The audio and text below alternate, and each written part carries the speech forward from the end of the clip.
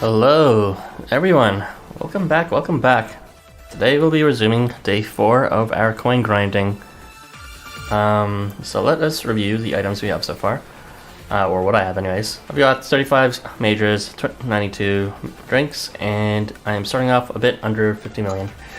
Not that the variation changes, but I'm expecting to get 24 million by the end of the stream, so you know, that number should increase to around, I'm bad at math, 70 something million.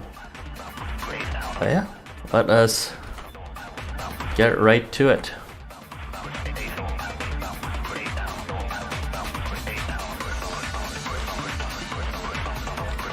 Hello, Edwing.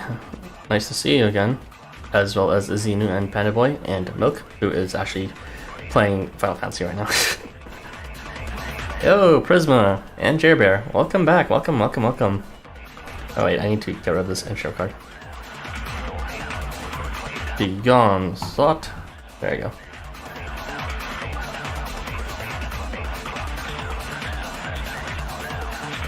Alright, let's do this.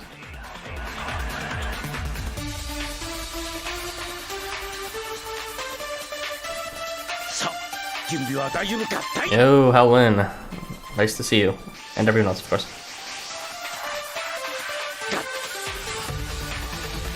I have a control. Hope you guys enjoy the Danganronpa music in the background. For those that have not played it, I would highly recommend it. I definitely wish I played it myself, but I pretty much just watched playthroughs of it. Because back in the day when they were actually releasing new games, I was pretty much just playing on the Nintendo Switch, not even computer games at the time. Plus Toastmo. I've been playing computer games more recently, but it was kind of a little too late by then, so. But for those who haven't seen it, yeah, I would highly recommend it. Great series.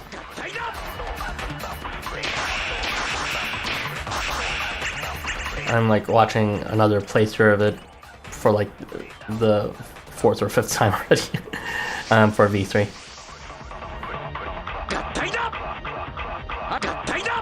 Yo, Jello, welcome back. I played 1 and V3, but watch a playthrough of 2 on YouTube to get caught up. Oh, that is peculiar. Usually everyone plays everything or only plays like the first one or doesn't play any of them. But missing out on 2 is a bit unfortunate because, you know, the big Nagito meme. V3 is my favorite, especially the ending. Yeah. And when that was first released, that was a pretty controversial ending. But I gotta say, it has one of the coolest messages that is often, you know, underplayed in terms of the importance of lies in the retelling of the truth. I know it's a very scary thing nowadays when we live in the misinformation age, and when the people we talk to may be bots or maybe some sort of, you know, Russian agents trying to split us between 2 different groups. But, like, you know, lies aren't necessarily bad, and all truths aren't necessarily good either. Of course, there's always only going to be one truth, but the way you reach that truth, as the game demonstrates, can be achieved through anything. It doesn't even have to be through the truth to getting to more truth. It's a very fascinating subject.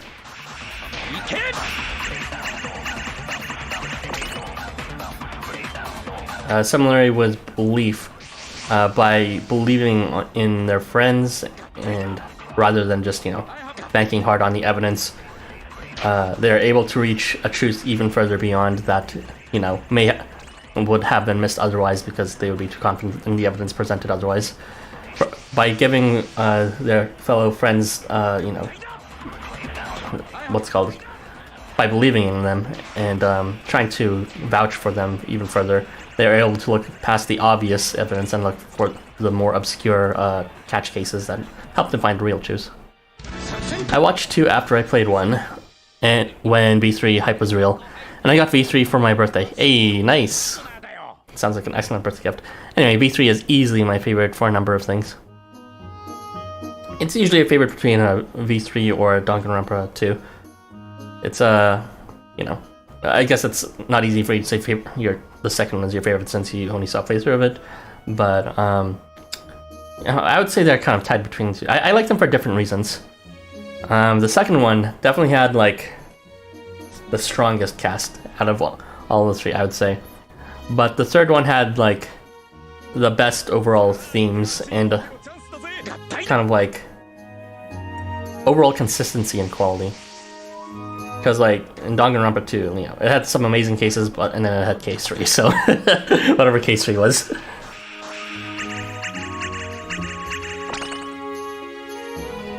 But yeah, when I run out of things to do, I find myself watching Danganronpa playthroughs a lot.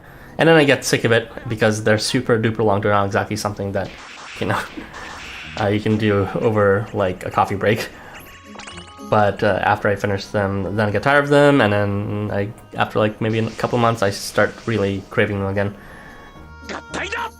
Currently I'm watching another one actually.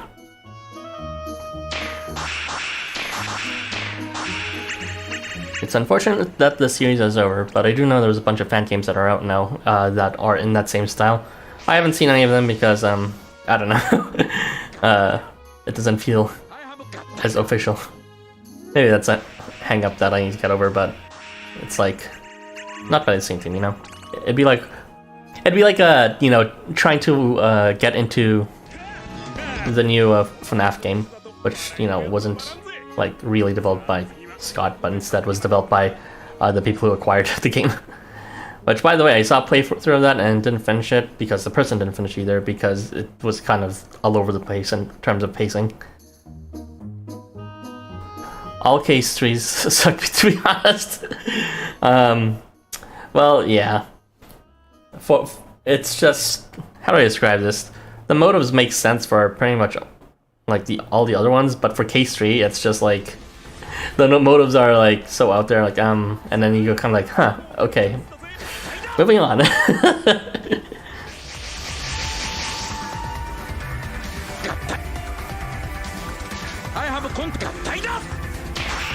Yo, Big Nash, nice to see you. I think you're a new one here. Welcome, welcome. We are playing Tokyo Afterschool Summoners. If you're not familiar with the series, I'd recommend it. It's on the game store, the Play Store, that is. It's LGBT oriented though, so keep that in mind. It doesn't feel right given the way the official series ended. Also, FNAF is a whole other beast. Yeah. Yeah, I just followed FNAF because, you know, it was the popular thing to watch, and you know, most of the streamers for them were kind of annoying, but my preferred horror streamer would be John Wolfson. He has like a manageable reaction to all of them, so it doesn't sound completely fake, but it's also not just like no reaction either. I don't like most fanworks. They need to be really good and not just mashups or wish fulfillment. Yeah, that's the thing. A wish fulfillment is my problem when it comes to people talking about Danganronpa. With them retconning people just like, oh yeah, wouldn't it be cool if Kazuichi, you know, apologized to Sonya and then like became a better person and grew or some shit like that. It's like, where's this coming from? Stupid wish fulfillment ideals.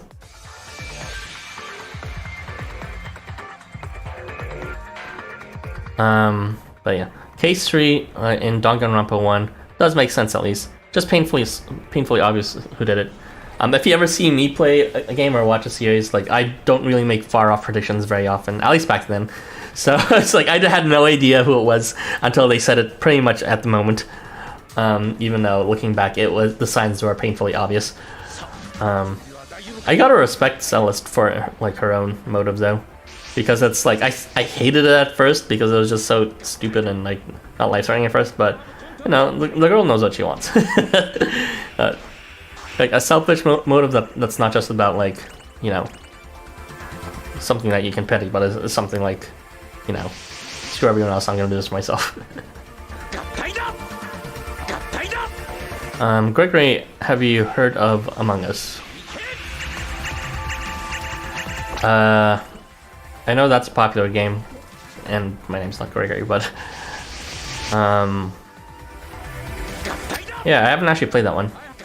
I know it's been a big meme with Among Us and sus and all that, but generally speaking, I kind of struggled to kind of set up coordinated games with other people, so I generally just play games that I can play by myself. Even if it's online, it'd still be by myself.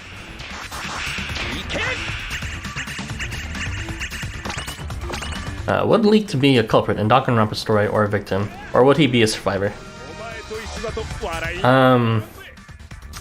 I mean, as we saw in some of the dungeon stories, he could be either or. He could be our ally, or he could be a villain, or he could be anything. It really depends on the outcome of things.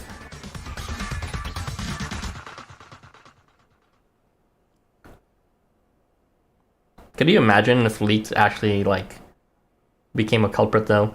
And he tried to, like, cover his crime by, like, you know, stealing the power of the person he killed and using it to, like destroy the evidence or something. I'm bad at social games. I'm okay at them. I'm not exactly the worst, but I'm just terrible at, you know, joining them in the first place. Whether because it's of a shyness to, like, you know, try to add myself, or to, like, initiate. I have initiation problems when it comes to that. You know, there's always that tiny assumption under me that I try to get over of, like, what if I'm being a bother to them? Next month I'm trying to overcome that a bit by making some plans with some real life friends, so that should be enjoyable. Going out to eat for a birthday. I'm not gonna say whose birthday. Also, Gregory is the name of the player in Security Breach. What the heck? Oh yeah, that's right. I completely forgot that. New FNAF game. As you was referencing a popular meme. I see. Thank you for the explanation to this boomer here. I'm not a boomer, I'm like the generation everyone forgets. What was that generation that everyone forgets? Even I forgot what it was. It's like the one after that. The one from like 1990 to 2000s, but not including 2000s. That's my generation.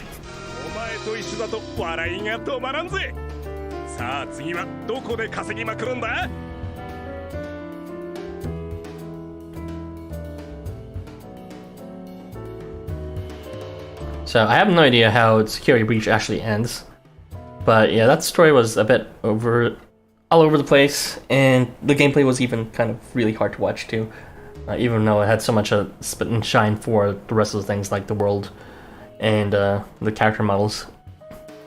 Yeah, it's unfortunate that it was just like a mix between really cool and spectacular and kind of flat out terrible and amateurish.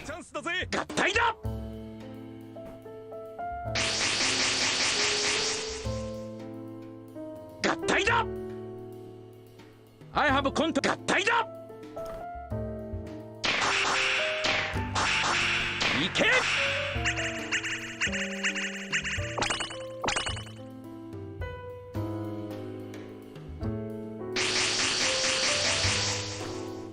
Security Breach is a real mess. It's just way through everything at the wall and hope people would like it. Yeah, and it's not scary, which is kind of like the worst thing. It's kind of terrible how they do their jump scares. It like loses all sense of it in terms of they just like they literally with anything, even non-scary things, they put the character in front of you and then they shake the monitor and they do a bit of flashing lights in the back and that's it. It's like what? What the fuck is this? It's almost like a parody or a commentary on like how repetitive scary games can be. Except it's real, it's trying to be serious. That's so stupid. They should have done a case 3 scenario where the potential victim is the mastermind behind the killing game. Behind the killing, and the killer had no idea they were behind everyone, only to blow it back to the killer's face. I mean, there's a lot of ideas that Case 3 could have done. Like, the Case 3's motive was in V3 was pretty good, and they had a lot of potential for things like that, but then they're like, no, we're just gonna say that's an irrelevant motive, and the actual motive had nothing to do with that. Its story is self-contradicting. The game is incredibly buggy, and yeah, it's not scary. Complete loses its roots, obviously is just completely shilling to just the market, the fan base at the face. So yeah, I can see why people would not be into the fan game sort of Danganronpa, and the same way I could see why I didn't like Security Breach. Well, not that I have a place to really complain about, since it's not like I paid and played it myself.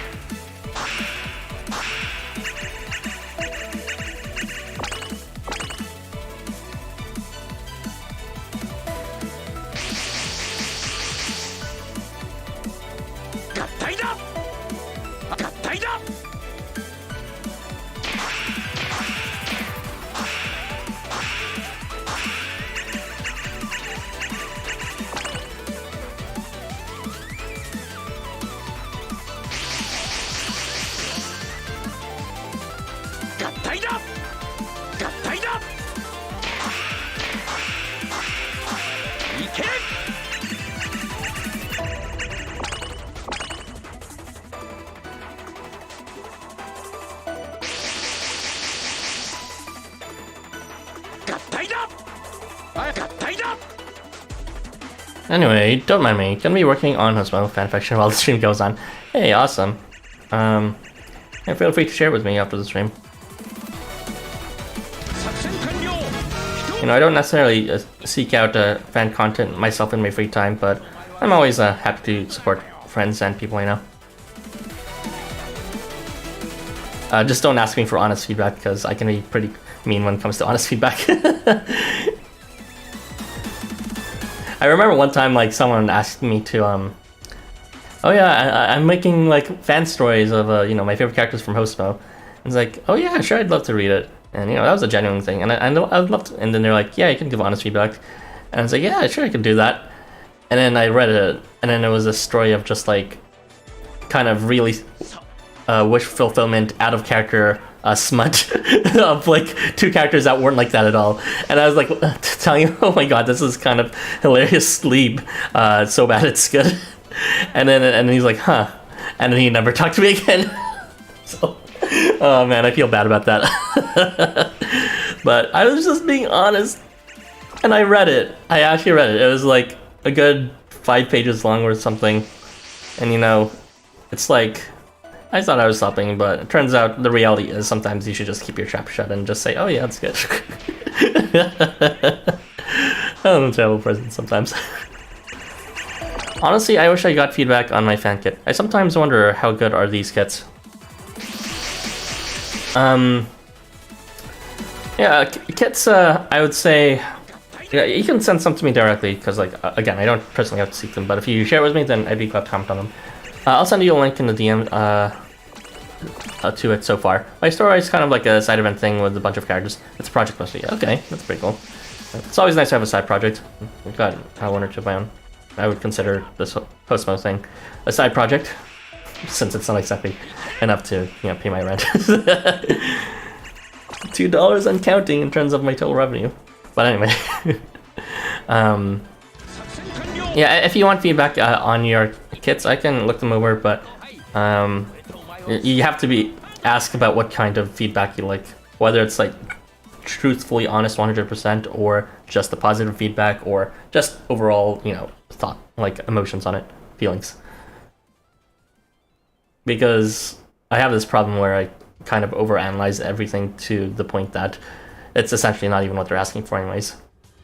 Like when people, you know, give you recommendations, whether it's music or like anime or whatever, and then they ask me, oh yeah, how was it?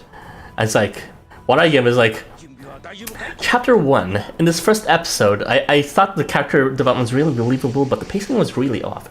Also, the music pacing in this scene was really quite wonderful, although I do think the arrangements are very like inconsistent. That's the level of like reviews I get. And then they're like, they kind of just get weirded out. I'm pretty sure that what they want to just like, you know, oh yeah, it's good. Oh yeah, I liked it, or some shit like that. But like, you know, if you're gonna give me something to recommend it, and I actually bother my ass to pick it up, because you know half the time I don't. But if I actually pick it up, I'm gonna, you bet your ass, I'm gonna like analyze every single detail so that you like, you'll be 100% satisfied and not try to ask force more recommendations if you don't like them, or maybe if I actually liked it, then you would find to give me more recommendations like that. So I'm kind of, yeah, my commentary maybe is a bit excessive in that sense. Game having a spaz attack. But yeah, I'll check out your messages after the stream, Jerbear.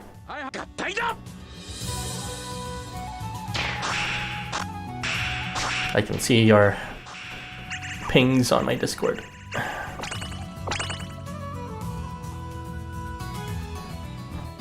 Person, can you explain in one sentence? So here's my novel about it. Yeah, that's pretty much it. I mean, they never say explain in one sentence. What they say is, so what do you think of it? And I give them my thoughts. I give them 100%, alright? Because, like, I just feel like, you know, it's so lazy and kind of a cop-out to say, oh yeah, it's good. You know, it's like, you might be lying at that time, and, you know, I feel like it doesn't really give any evidence of you actually having seen it with care, or, like, you know, experienced it with care. because you could say it's good or it's okay or something like that without actually having seen it. By me explaining every detail, that goes to show my eyes were on the thing the entire time, and I was paying attention, and I was doing this because I was a friend, whether this piece of media was good or not, to make sure I remembered every detail to comment on it and demonstrate that yes, I followed your recommendation. It's multiple parts. To be honest, feel free more than free to pick the story apart about what you like and don't like. I don't mind. You say that, but I'm kind of scared. You just might never talk to me again if I'm too harsh. So just like that other person. So I'll despite what you say, I'll probably just watch my words. I over-explain. God, same principle. I think over-explaining is good. In terms of for something like a recommendation. Just to, if they really love the series enough that they would recommend it, then of course they would love to talk about the series with someone else. And I feel like a thorough explanation would be a part of that to really get every detail and to let them talk about every detail. But if they're recommending it without actually truly liking it and they don't want that conversation, then that's on them. It's like, don't recommend things you don't actually care about that deeply.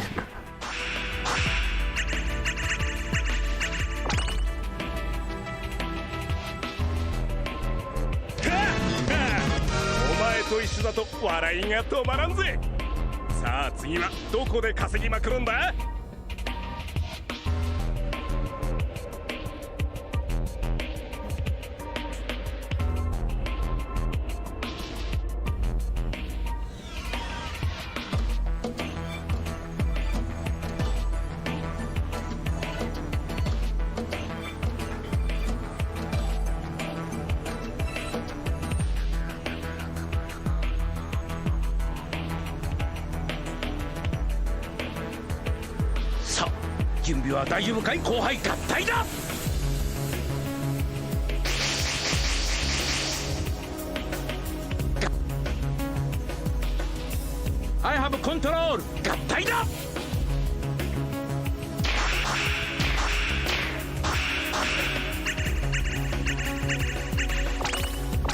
So I do these these streams over 3 hours consistently, so that it's a very decently long amount of time to commit to every time.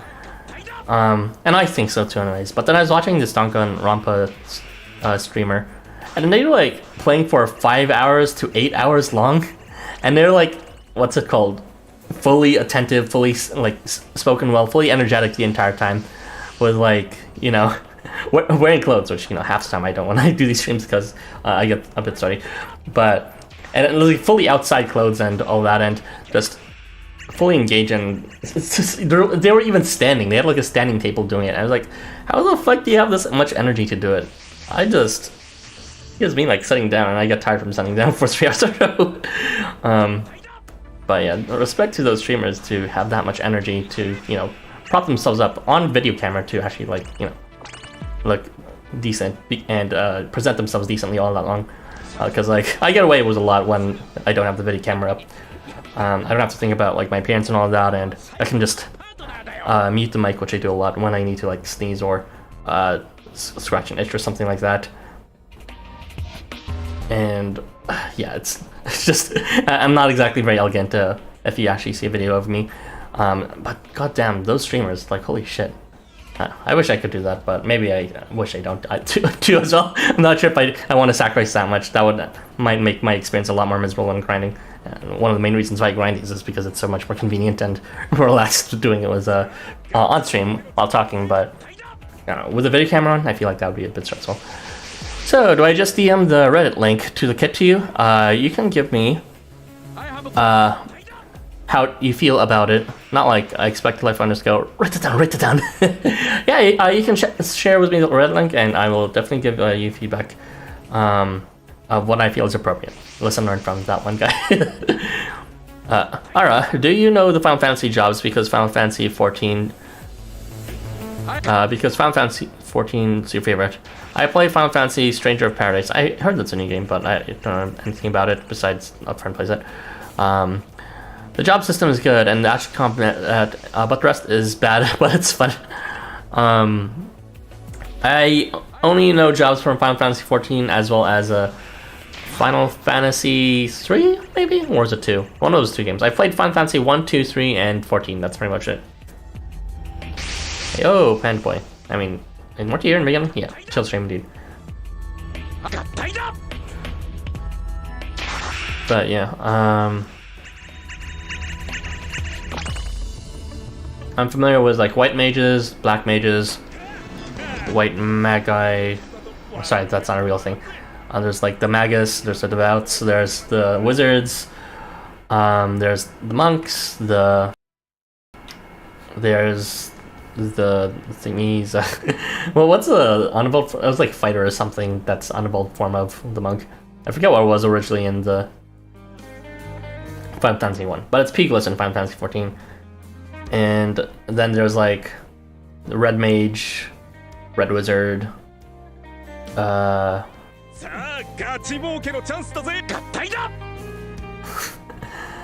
feel like I should be coming. Oh yeah, there's like warrior. There's paladin, dark knight. I don't know. They're all over the place. I don't really see a theme, but they have like their own kind of culture behind them. Old Final Fantasy is just D&D as a video game RPG. I did see a video on how JRPGs evolved from those kind of games. It was pretty fascinating because, you know, our RPGs are a lot more like, there's a lot more choices, and well, not our, I mean like Western RPGs. There's like a lot more open world choices and less button prompts and more about, you know, maxing your stats to like succeed in certain conversation rule prompts. But in like JRPGs, it's less about that and more about like, you know, selecting a certain amount of spells, being overhead, and, you know, leveling up EXP, stuff like that. And I think that the history of that is because like it originally tried to boil down the complexity of those kind of RPG games from the West into like very old computer games into like selectable prompts. For example, instead of the very original games of, you know, you type down what you do, you know, go to window or walk north or stuff like that, and there's very old one, and so where you actually write down what you have to do. They summarize it to like specific actions so that you actually know what to say, or what options are valid. So it would be like, you know, go to door. Actually, I would say that right, and you select it. And then that, you know, somehow evolved into what JRPGs are today. It's a very kind of a limited option, focused kind of experience.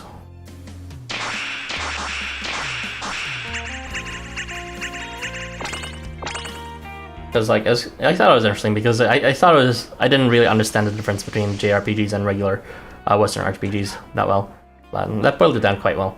Like, you don't really think, just the button prompts, I would say, you know, your classic 4 abilities, like in Pokemon, for example, is one example.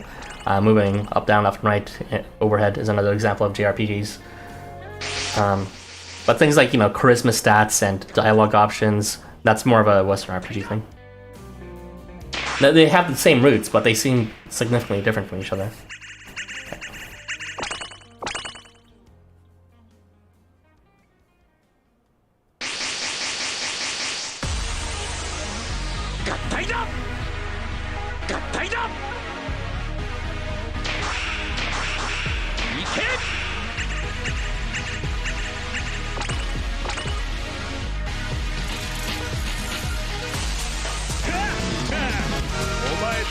It has also the more obscure Final Fantasy jobs like a Void Knight, Anti-Magic Melee. Yeah, those do seem obscure, but I know I will try to absorb a projectile and it's not counted as magic. Yeah, projectiles generally aren't magic. They're like considered physical magic if they are considered as magic, which is different from like magical magic. I don't know what that would mean, but you know, you get what I mean. Choose your starter. Plantamon, Poison Ivy, Fire Lily, Buttercup. I'm pretty sure those aren't actual Pokemon names. But if you must know my Gen 1 favorite starter, yeah, it's not Squirtle. I like Charmander / Charizard a lot because I'm basic, but I also do like Bulbasaur a lot too. / Venusaur. I think there's not enough love for quadrupeds.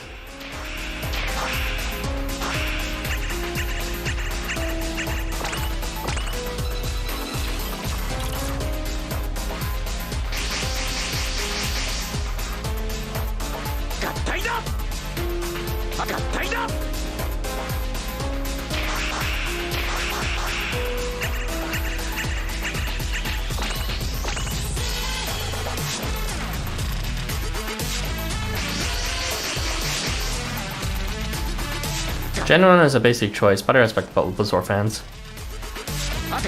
Supposedly Bulbasaur is actually the optimal choice for like max getting the strongest Pokemon or something like that.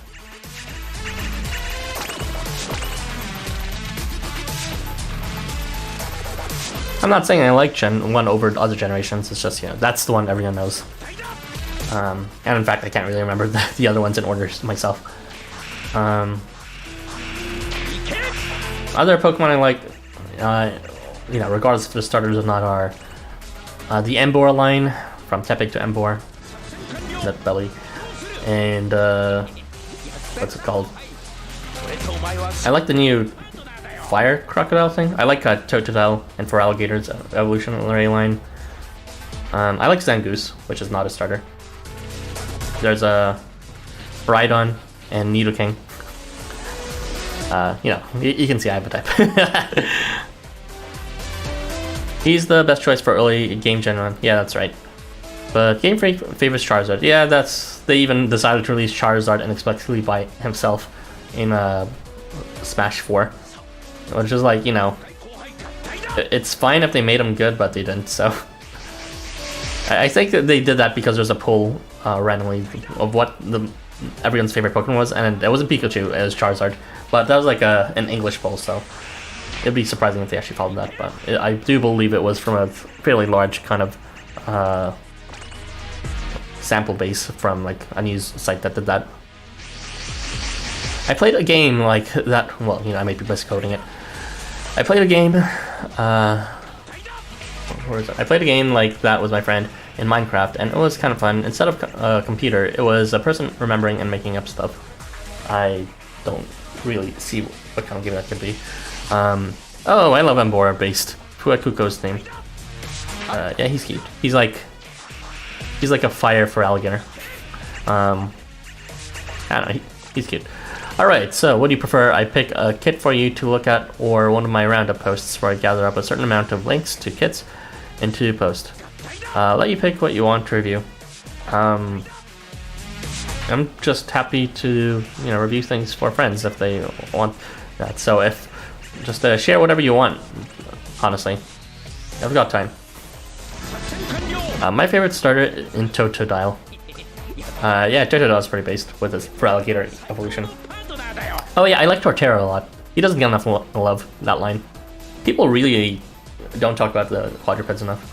Seems you know, everyone just keeps on going for the firefighter start for some reason, or whatever it is. It's generally gonna be, you know, bipedal, and then you'll see like a ton of horn of them because, of course, like with what's his face, the tiger Incineroar. But I think the quadrupeds definitely are kind of shafted in comparison. My favorite of all time is Typhlosion. I'm kind of in the middle about Typhlosion. He's okay. I don't dislike him, but I don't really like him either. I don't really like the lack of you know, what's it called, a neck, which is why I really don't like Chikorita's line. I was like, what is this ugly ass bamboo shit mutant giraffe thing? I really don't like Chikorita. Fuecoco is a gator pepper. Yeah, he's cute. The Pokemon loves/hates the bipedal fire starters. Yeah, it's unfortunate, but you know, the fire one is by default the most popular one because everyone likes fire.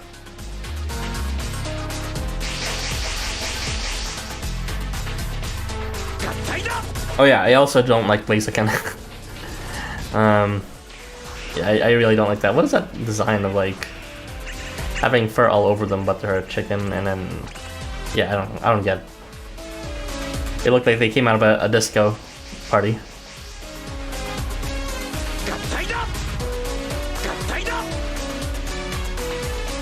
Oh yeah, Torterra is cool. For the same reason Venusaur is.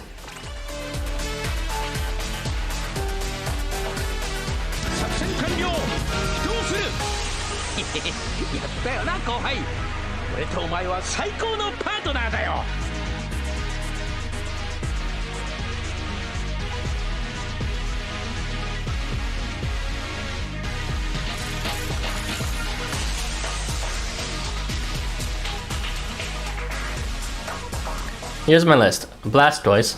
I think Blastoise is okay. I just don't like Squirtle. Typhlosion, you know, he's like, I don't dislike him. Swampert, I like Swampert a lot. It's like, even though he's technically bipedal, he's just, his arms are so thick that he has to carry them with his on the floor. Any of them in whatever to get a Gen 4. Samurott, I don't really like Samurott.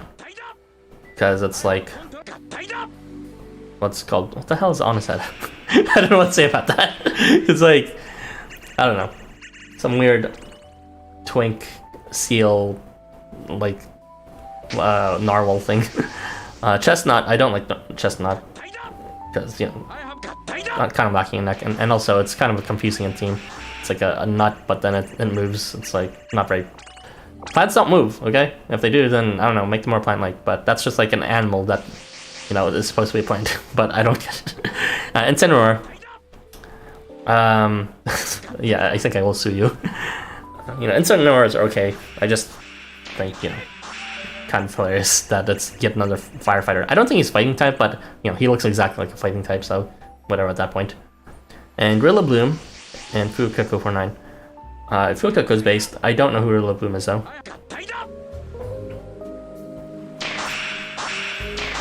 My list is Charizard. Yeah, I like him, because I'm basic too. In some ways. For Alligator, I like him. Swampert, yep. Torterra, delicious. Serperior, Chestnut, Incineroar, Inteleon. I don't remember Inteleon. He's Fire Duck. I don't remember every Pokemon. Trust me, I don't really play Pokemon games that often. The one time I played it was the generation with Incineroar because I don't know. I bought the hype and it was okay. Wouldn't want to rejoin that game though. And before that, it was like Pokemon Silver might have been my last game. No, it was Pokemon Ruby, the very original Ruby. And then like I lost all my Pokemon games on an airplane, and then I just never wanted to get into the series again. But yeah, my knowledge about current day Pokemon is limited to who is tagged on E621. So yeah. Grookey from Sword and Shield. That sounds like a silly name, but I don't know who Grookey would be otherwise. Seismitoad's cute.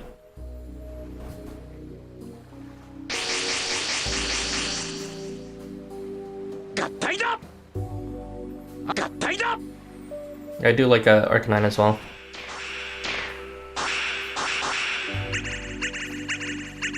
I liked him a lot more before, but I only think he's okay now, I guess. I haven't really seen much art of him.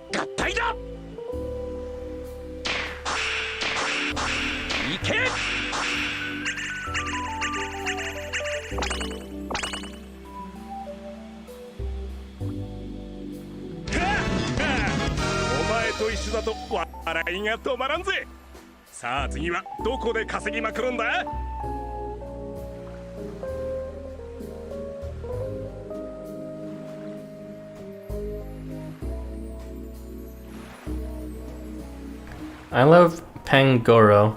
That's the panda. Yeah, I like him.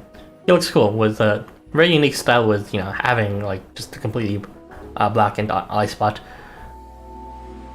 And Arcanine, yeah, I like Arcanine. Dragonite, that's the last one, right? I really think Dragonite's cute. You know, the last one where he's like an orange fat dragon that's just looks so out of place from the first two. Yeah, I think that's really cute. I have control. I know a lot of people disagree, but you know, those people probably like basic Pokemon too, so let's not listen to them. Luxray, kind of looks like he has a very thick unibrow or some shit like that. Staraptor, I don't recognize it, and Lucario is done. Lucario's done. I don't know. I don't see the hype for Lucario, but apparently a million, like trillion other people did, whether it was in Smash or it was in E620. It's not my thing though. It's like, why have a Pokemon if they're just gonna look like a human in a dog suit at that point? Just to name a few. Yeah, there's a lot of Pokemon. Kumo, a fluffy marshmallow doggy VTuber. Arathon, a fluffy invisible boy who are infinitely cute. Haruki, fluffy cat VTuber. Invisible boy. Yes, that is my VTuber model. I've had it all this time. You guys just can't see it because you guys aren't pure of heart. I like him because I played him in one of the mystery dungeon titles. Ah, I see. I wonder how people how do people even find about the mystery dungeon series? It's like, you get if you're a Pokemon fan, you'd want to play, you know, the mainline Pokemon games, or maybe even the card game. Like, where does the Pokemon mystery dungeon come in? It seems like a weird series where it's, you know, like family friendly, like RPG gameplay. It's so odd. Well, you know, I guess it's a dungeon call, is what you call it. Urshifull is a really nice legendary. I don't know who that is, but that reminds me of Ursaring. I like Ursaring a lot too. I like most of the bears. I'm kind of like in the middle with Beartic, because he has like snotsicles. Mystery Dungeon has you turning into a furry. Oh, well. Too late. I don't need the game to turn into a furry. It's too late for me. Bears are just a nice aesthetic. By aesthetic you mean belly? Yes, I agree.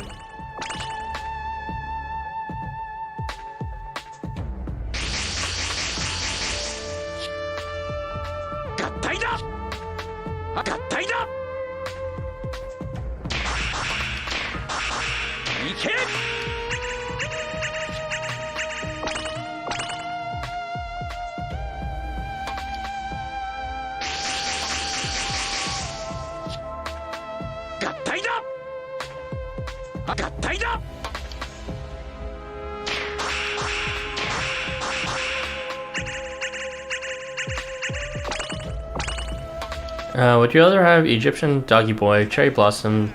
Oh, you misclicked. Why are you clicking? You should be pressing enter. Unless you're like on your phone, in which case, I don't know about that. But I think we already have an Egyptian dog, so no thanks about that.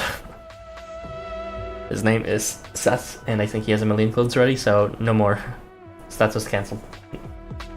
Seth is over, party.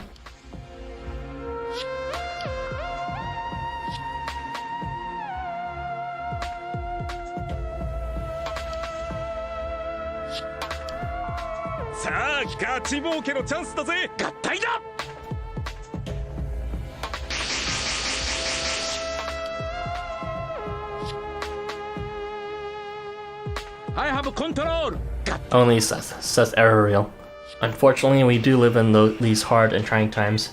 Among all the tragedies, I would have to say the Seth era is among the worst of them.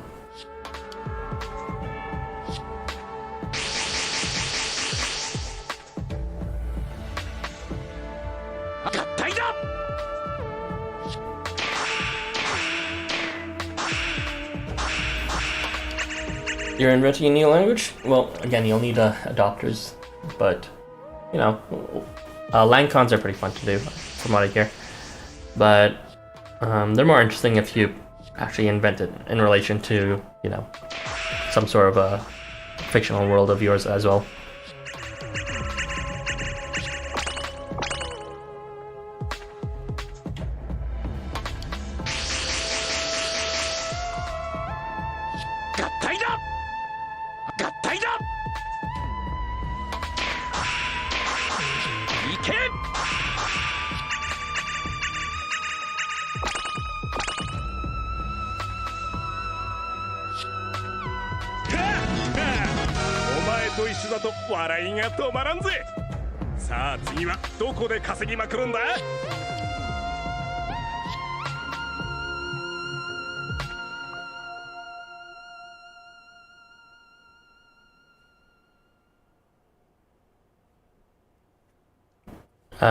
Hello, Panda Boy.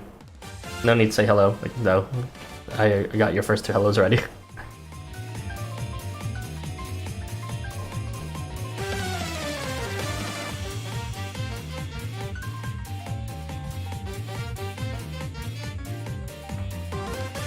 さあガチ儲けのチャンスだぜ。合体だ。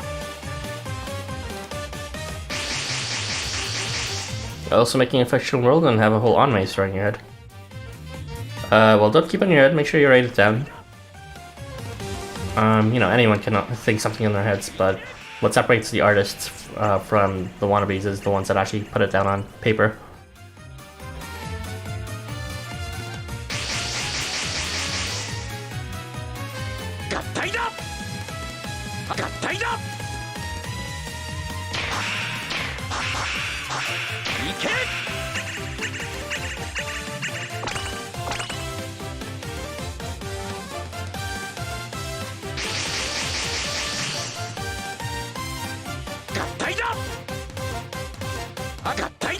I know Christmas isn't your favorite, but at least admit the music slaps. Well, I don't like, what's it called? Popular Christmas music. Like, I kind of can't stand how many times it's replayed up until it becomes a meme. And I don't really, in the past I haven't really liked Christmas banners, although this past Christmas banner was really good. But the music in this game has always been enjoyable Christmas-wise. It's among my favorite music set. Ikebukuro Battle of the Bells, that a wonderful, that had like a lot of themes and they were all winners in terms of like just relaxing kind of Yggdrasil theme or like a racing theme or a battle theme. And then, you know, then what's it called? Mystic Christmas had that wonderful theme about, I forget what it was, but I used it in one of my previous videos. But yeah, the music there was really good too. It even had one of the sadder songs in the thing too. And of course, this Christmas theme had some real bangers.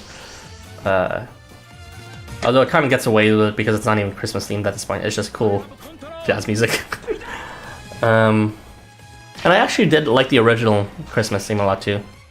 With Gift from an Apprentice Santa Claus. The only Christmas music I didn't like was from just a New Hero of Christmas, the one with Krampus. That one didn't really have any interesting music. There are at least 42 characters that I can remember at least. No, I mean in Housamo. Yeah, in Housamo, that's what I mean. The music generally has been good, except for that one event. The name for Mystic Christmas battle theme was Hypocosm. Yeah, that's it. I love Hypocosm. Thank you for correcting me. I feel like it's like, you know, I remember off the top of my head, except of course when it's most important for me to remember it. And like a bunch of civilizations, there are themes and people and culture. Do I have a problem? I'm not sure what you mean by that. Finally caught you out of work. Oh, speaking of catching me, fucking Joe was like, I will be here, and then he's not here. That's fine. It's kind of a meme at this point, but glad that you can make it that one, Froki. お前と一緒だと笑いが止まらんぜ。さあ次はどこで稼ぎまくるんだ?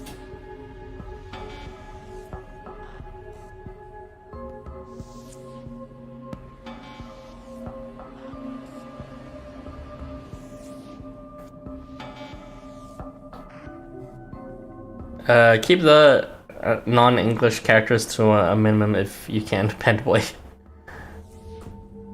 I get that not all of us are fluent fully in English, but also it's just, you know, it doesn't really help everyone else if you start messaging the chat with things that most of us don't understand. It's not on you, it's just unfortunate timing for me. Do your thing when you want. Well, thanks for understanding. But yeah, there's always playback, although I doubt people watch the playbacks of these coin streams. But you know, if you can catch it, it's always good. Is it normal to have an entire anime in your head? Well, Jaybird seems to think so. On that note, I appreciate Housamo for being able to come up with a broad array of events for the seasons, unlike other gachas which are just the same thing over and over again. I mean, I fully agree with you, but it's not like Housamo hasn't fallen into that trap a few times before. Like, before this Christmas, I'm pretty sure they did like 4 horny Christmases in a row. Oh yeah, I also didn't really like, what's it called? the Christmas with the dead variant. I appreciate it for what it was in terms of it added like that kind of music. I forgot what it's called, like bebop or something. Not bebop. It's like country or of some kind, but it's not exactly something that I would listen to my free time. I do appreciate it for variety's sake, though. But yeah, in terms of what's called variety and themes, yeah, especially lately, we had like a fucking Halloween theme for Valentine's, which is bananas, and then we had a yeah, that's hilarious that it exists at all. And then we had a, you know, masked phantom slash detective theme, which is like so insanely original as a theme to have for Christmas. That was really cool. I kind of wish that sort of Shamsi just so I could see how it turns out. LA having a summer variant has been bugging my mind since yesterday, and it just came out of nowhere. If she ever gets like a higher rarity one again, it's gonna be like Easter or Nether again, just watch. The girls in this game can't catch a break, they're always in Easter or Nether. Castlevania music, but it's Valentine's. Yeah, that was a trip. It's like, it doesn't even resemble Valentine's at that point. Look at the featured characters, it's fucking the boogeyman. And then the theme is like some sort of horror world. And then it's like, you have Itsamna, who's in a wizard costume, Ketchi, who's in like a drummer boy costume. And then Balor is the Emperor's, well, you know, Balor kind of makes sense because horny outfit. But other than that, for the most, it was kind of bananas in terms of how different it was from like flat out just a regular Valentine's event. So it's cool. Of course they want to like celebrate Valentine's or Christmas in the traditional way, but I think, you know, instead of doing it the traditional way, doing it this way is cool too, in terms of they're still celebrating the day, but then they're going to add their own original theme so that their creativity isn't like capped by just, you know, the theme of the holiday, but instead by their own imagination. Let's see.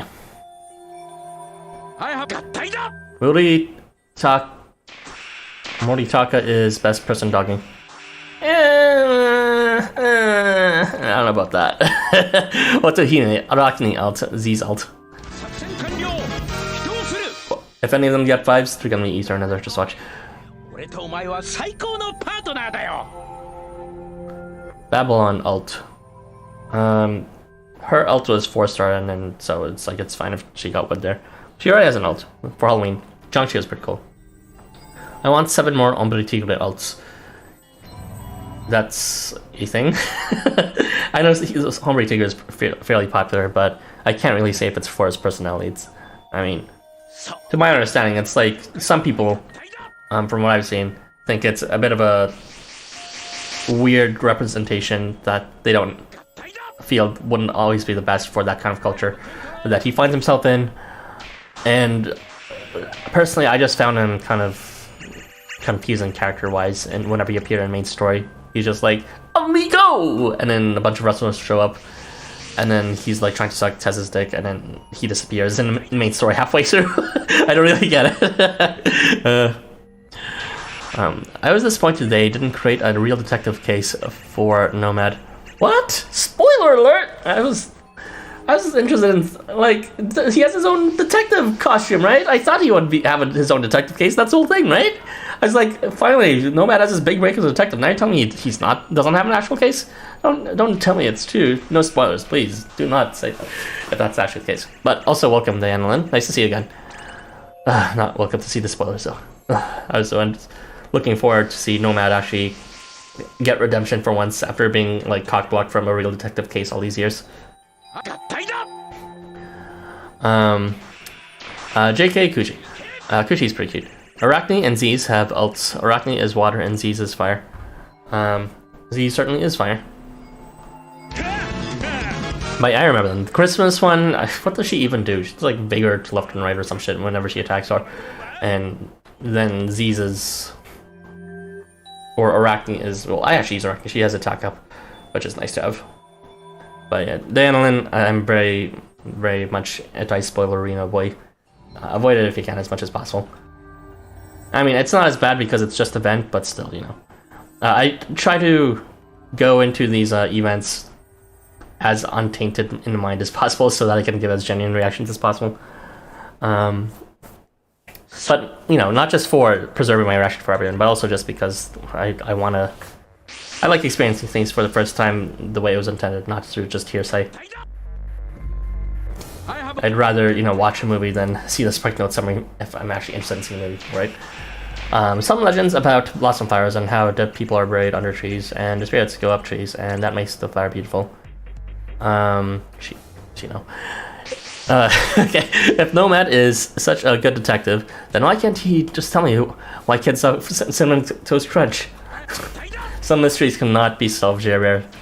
I don't think Nomad is quite up to speed yet, even with his fantastic new variant to be able to solve that mystery.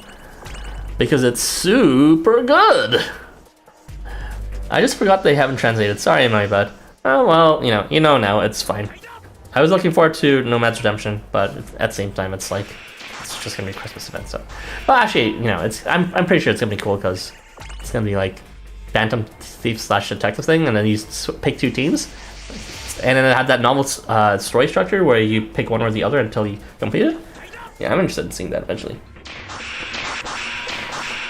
But yeah, at least it's not main story, so, yeah. It's a bit of a bummer, but it's not gonna make me cry and rant on Twitter and, you know, threaten to kill myself or something like that. So it's fine. Well, funny. It's Persona 4 versus Persona 5. That is a reference I understand on neither sense because I haven't played either. I was hyped up until... You're hyped up until what? Until what? Don't tell me. But yeah, welcome back, Dianelin. Nice to see you again.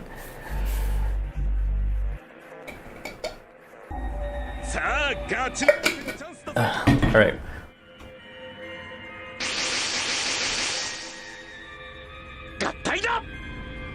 I have control.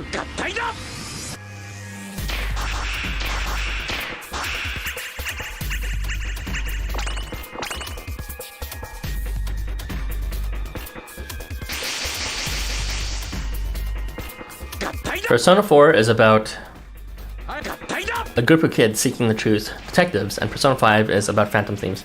Oh, that's what this is? That's pretty cool. I do know that Persona 5 has a Joker theme, with him getting that Smash card, and he supposedly looks like a phantom thief of some kind. I didn't know about Persona 4 though.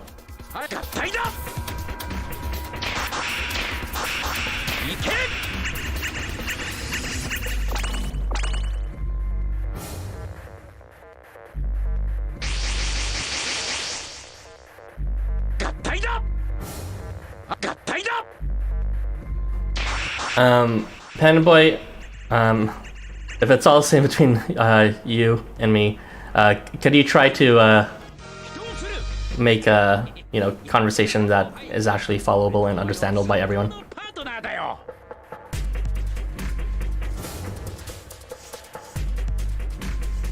Because I actually don't know what you're talking about at this point when you're saying that. Whatever a contra is. Is Saturday stream always a few people like this? Although Sunday for me already. Yeah, it depends on the stream type, but in terms of days, like it varies. For some reason, I keep on getting a bunch of viewers piling up in the last 30 minutes as if YouTube's like, oh, I know when he's gonna hop off, so we're gonna have to stop, cancel the stream.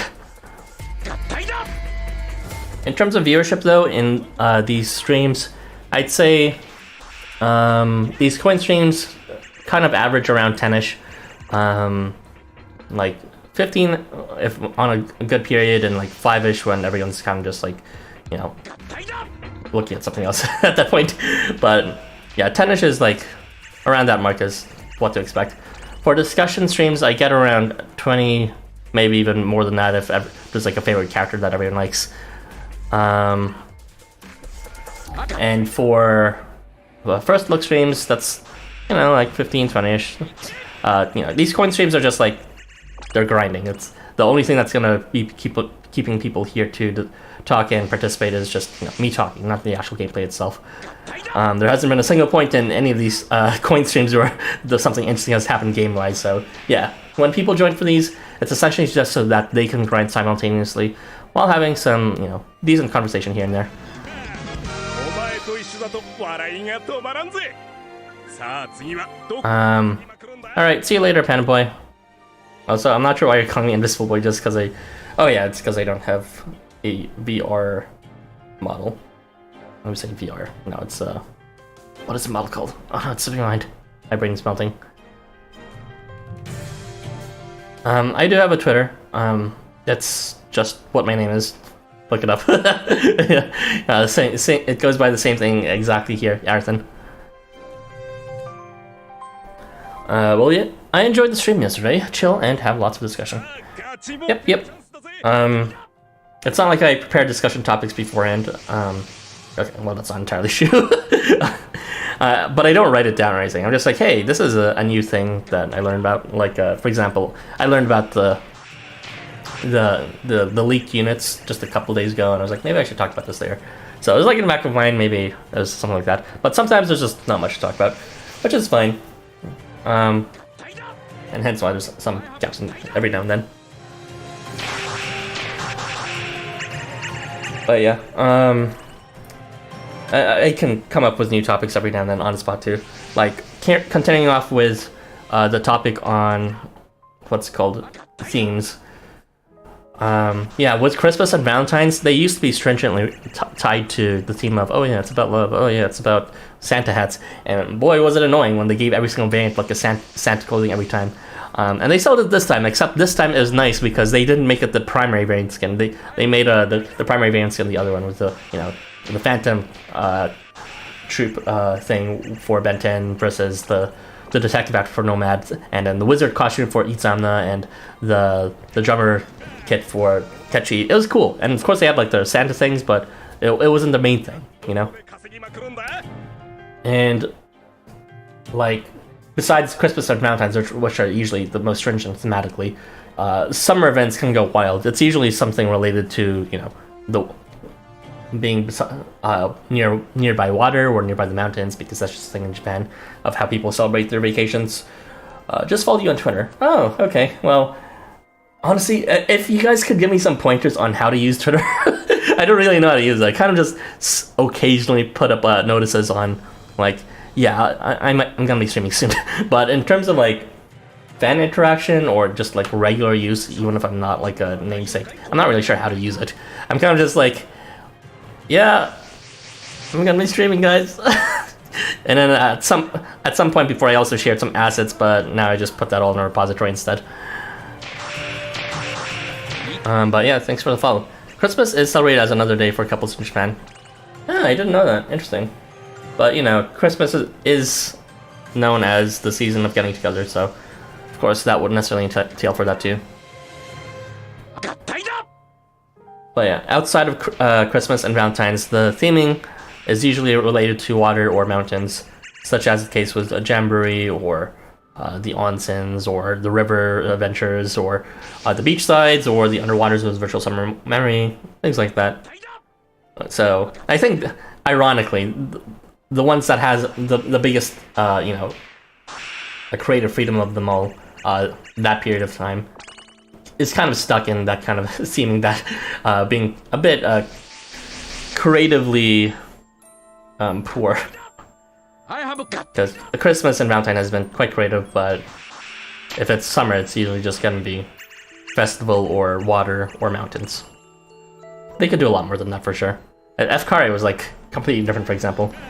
Of course, that was a crossover, something that's a bit different. Ignore Arathon 1. That happened complete by accident. I was trying to like log in some other computer, and then like auto made an account, and I was like, what the fuck is this? I need to delete that account, but that would entail me having to log off my original Twitter account. So it's just Arathon, just gonna say the plot and development actually got better for the Christmas event. Oh, glad to hear it.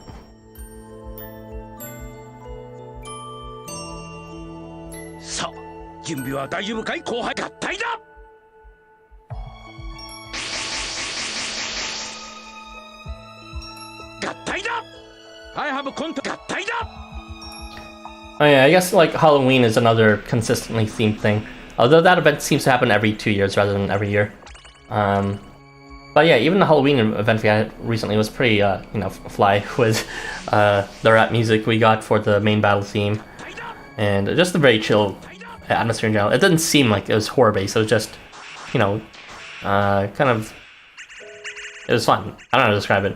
What were the other units in that? There's like Halloween Alp and I'm forgetting the rest of the units. But yeah, there's Hote, and Hote was cool. I liked Hote. Seems like a very funny guy. Even though I haven't heard like dialogue from him. He just has that really big smile that tells me, yeah, he's a funny guy that makes funny jokes.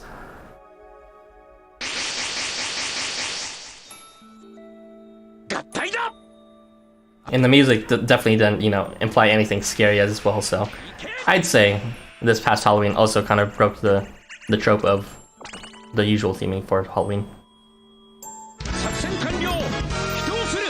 Hote-ing the meme lord. Yeah. Turning into a fucking beverage dispenser. Now I wish we could turn his 3-star into that skin. That's the true husbando right there. Vending machine kun. Let me love quest vending machine kun.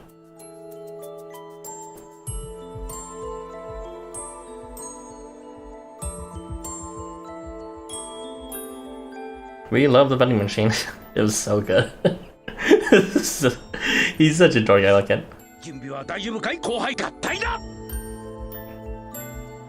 But Walkun, I'm sorry, but Walkun is already taken by Irby, so I need to find alternatives. I have control.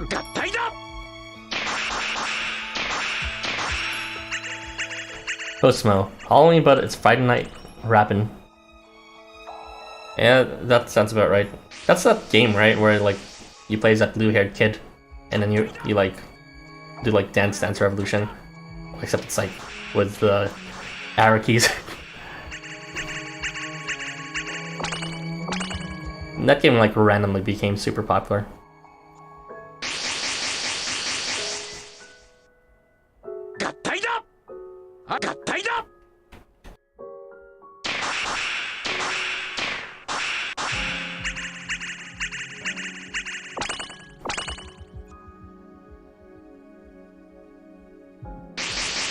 So yeah, I would say that even if I don't know the stories, LifeWonders this past year, or at least 12 months, have been on their A game in terms of event theming. Yep, that game. Okay, that's what I thought.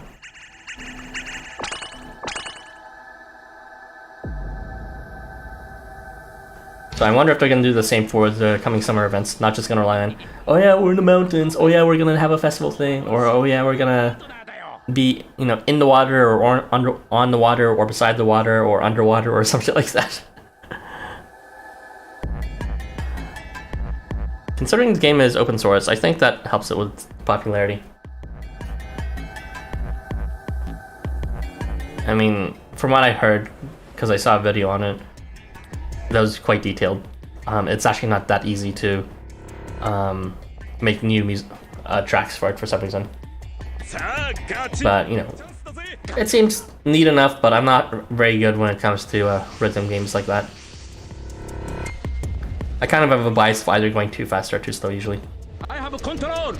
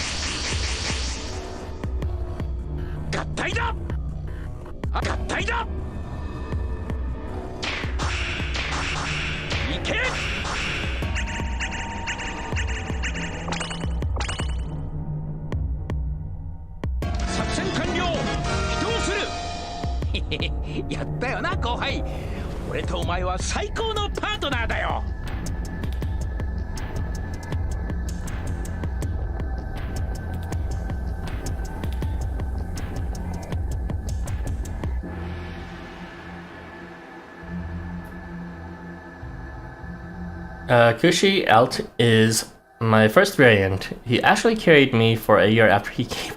Well, really? Really? Kushi Alt? What the heck? He wasn't particularly amazing on release, and then he wasn't amazing after his Evo, his first one. And then even with his most recent Evo, yet another one. It's like he has a niche now, but I still wouldn't say he's a Hyper K. What the heck? He's like thrust range, right? And like he can only get countdown on charge, which is not exactly easy for him to get. I don't think he has ways to get charged besides being hit or something. CPU, that is. Have you gotten his Evos, by the way? If you know what they are? They're pretty neat. Because of his Evo, regular Kushi now synergizes with Alt Kushi. If you don't know, his new Evo lets him increase the damage over time, or damage at the end of the turn.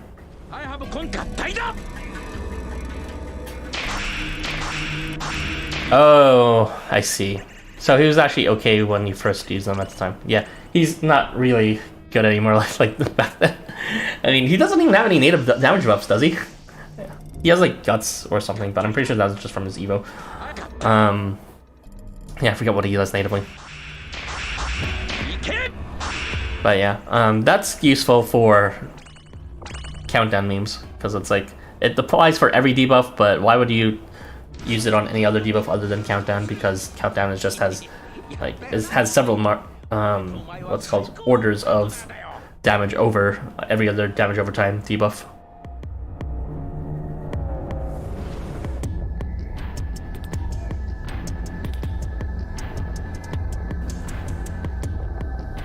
But yeah, it's nice that they released that skill Evo. It's not like it saves them or anything, but I just like the concept of really, you know, stretching the variety of, you know, flat damage as well, different ways you can do damage. Because before it was just like there's so many ways you can mitigate or amplify scaling damage with Vigor or Ardor or Crit or all these things, or defend it was Unction or Evasion or whatever. But flat damage was like flat. There was nothing you could do about it. It would remain the same, and usually it was irrelevant as a result, or it was too relevant. But there's no real way to like scale it at all. But now with effects like that and with Hermes in play, there's more things that the game is doing with flat damage, and I appreciate that in terms of making it something that's not just this fixing that only sometimes works. Yes, attack up from Shapeshifter. Ah, I see. I mean, didn't like Ikutoshi also have it, and he came out on release, so. And he's also a strange, I'm pretty sure, so I wouldn't be sure of what makes Kushi like stronger than a genuine unit. But then again, maybe you just started then, and maybe that you got him before you got Ikutoshi.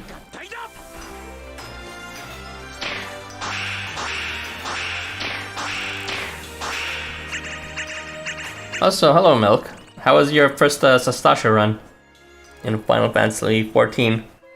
Have you heard of the MMORPG that is free to play up until level 60 with the award-winning Heaven's Ward?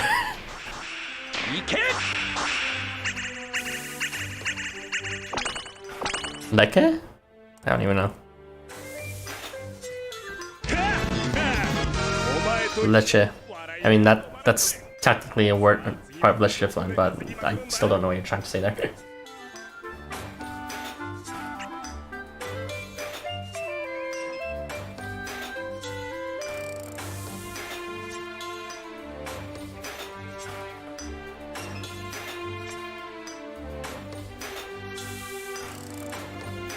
Spanish for Milk. As you can see, I don't know any Spanish.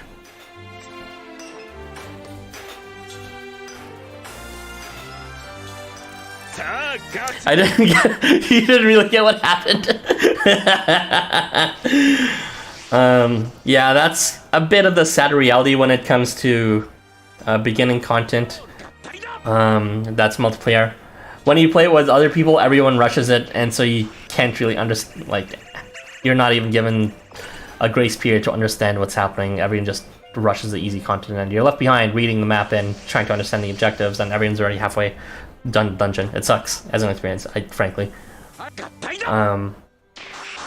it took me like several times to understand the mechanics a bit more after I beat it, even though everyone was beating it without me. Do you mean Leshe? Yes, that is what he meant. He self-corrected himself.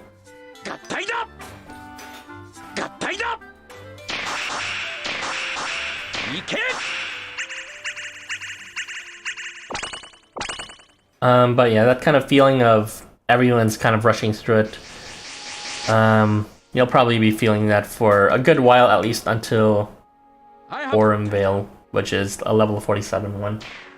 I mean, there's like some difficulty before then, and people will still call you out if you're like doing something improperly after a certain point. But in that one, it's like it's doable with just 3 people that if you slow down, you won't keep up.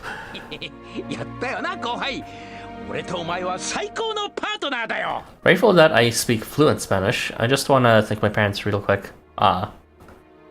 We do love the familial gratitude.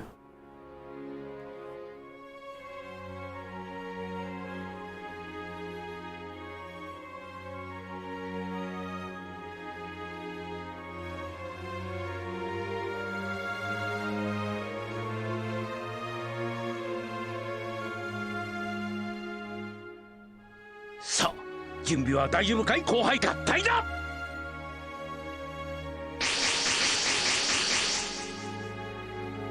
合体だ I have contact 合体だ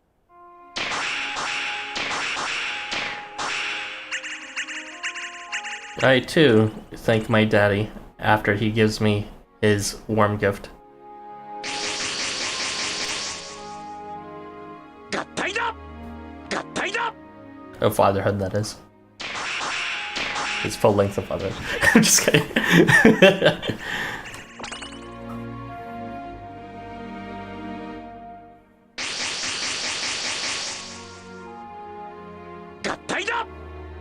In the famous words of Caillou, "Oh yes, Daddy!"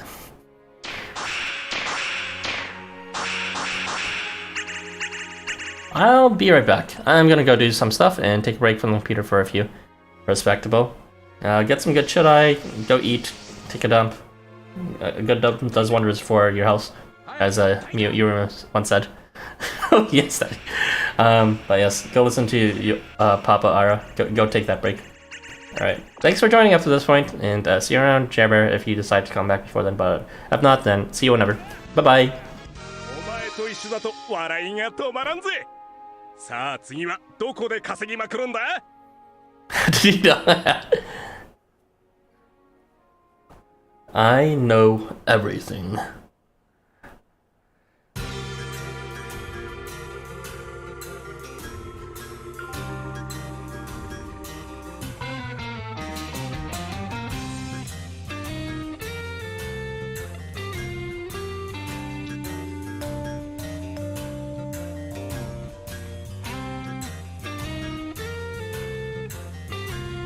So, 準備は大丈夫かい後輩合体だ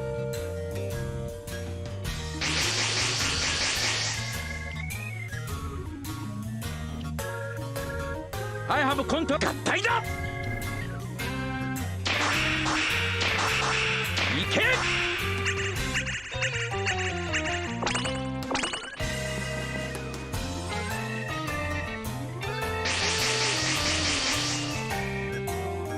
合体だ 合体だ いけ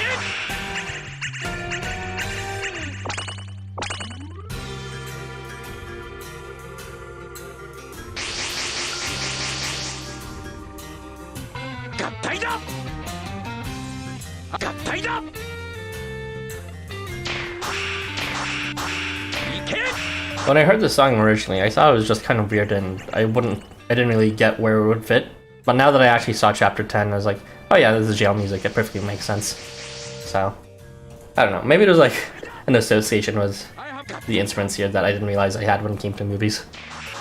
Kind of reminds me like blues harmonica or something.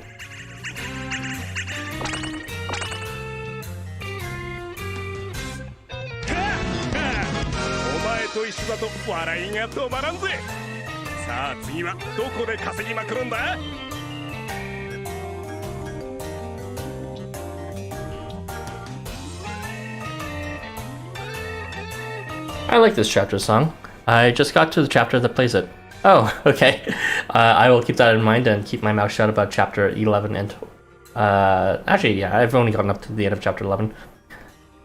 But yeah, it's good, and it's very thematic for where it is.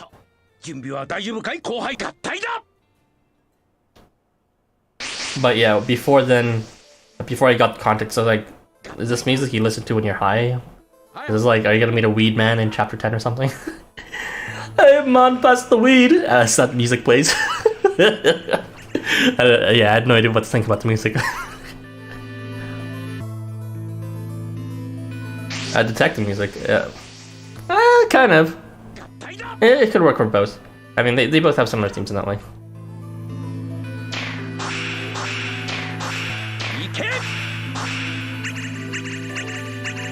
Although if it was a detective theme, it would sound more like a joke detective theme. Like, you know, kind of like Ghost of the Week detective theme.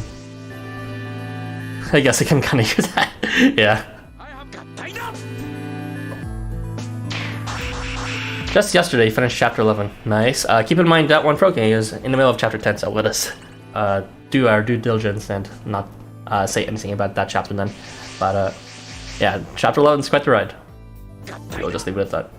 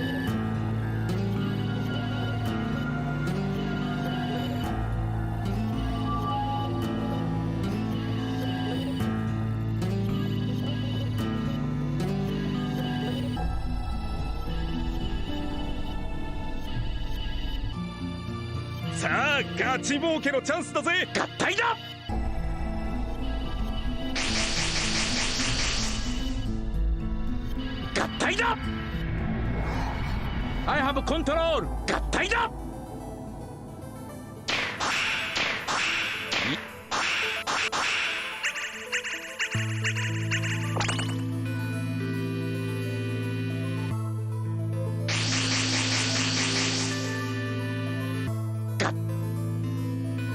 合体だ!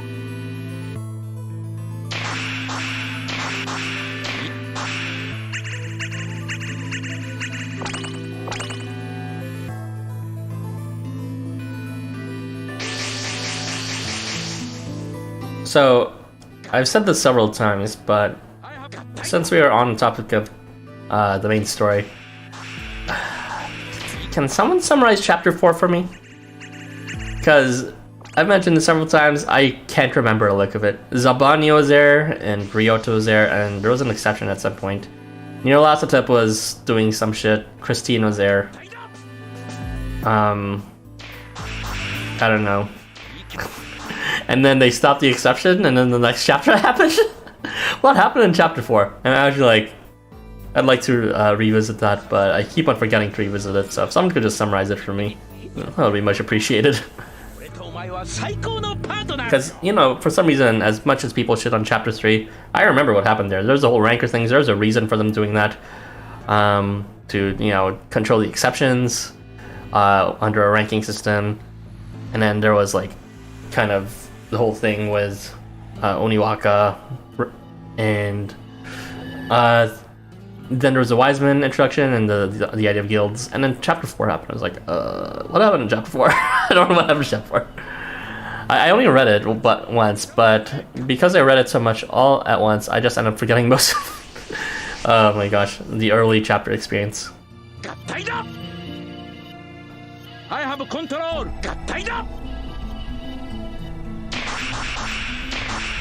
Kingfisher's exception and peace in chapter 4. Yeah, I know that. That exception was between Ryota and Zabanyo. Although I'm a bit confused with that, because there seems to be some retconning in terms of what an exception is from the dungeon stories. But I'll leave it at that. You should see the dungeon stories in the listed order. The Shinjuku Dungeon, see after Chapter 9. The Ikebukuro one, see after Chapter 10. And then the Fisher King one, see after Chapter 11. But yeah, if anyone does remember Chapter 4, I would be grateful if you could summarize that.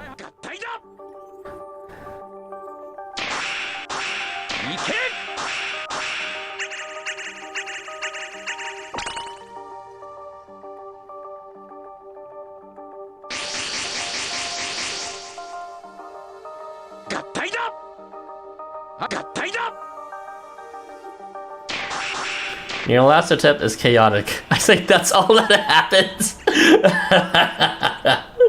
That's terrible. But I feel like I can't refute that either.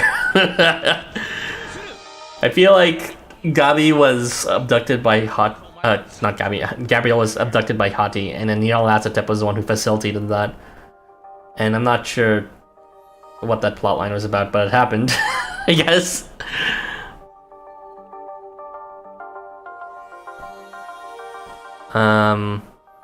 You are, and I'm trying to make words for cute invisible doggy boy.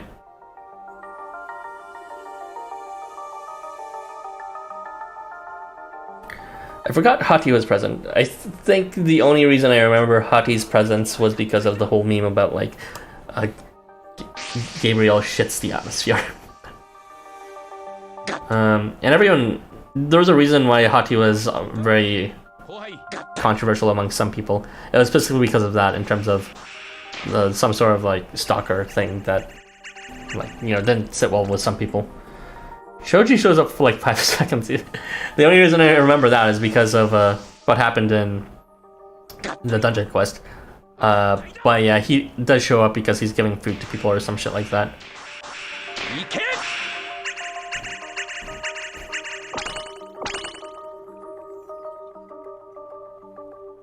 I think I vaguely remember, because of the dungeon quest as well, some stuff about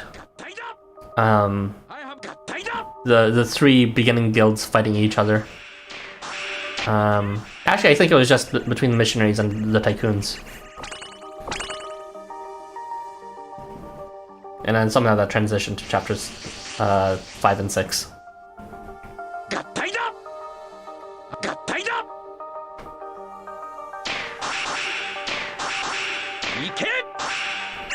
One of these afternoons, I just need to go to the RT's channel and just see the beginning chapters all over again.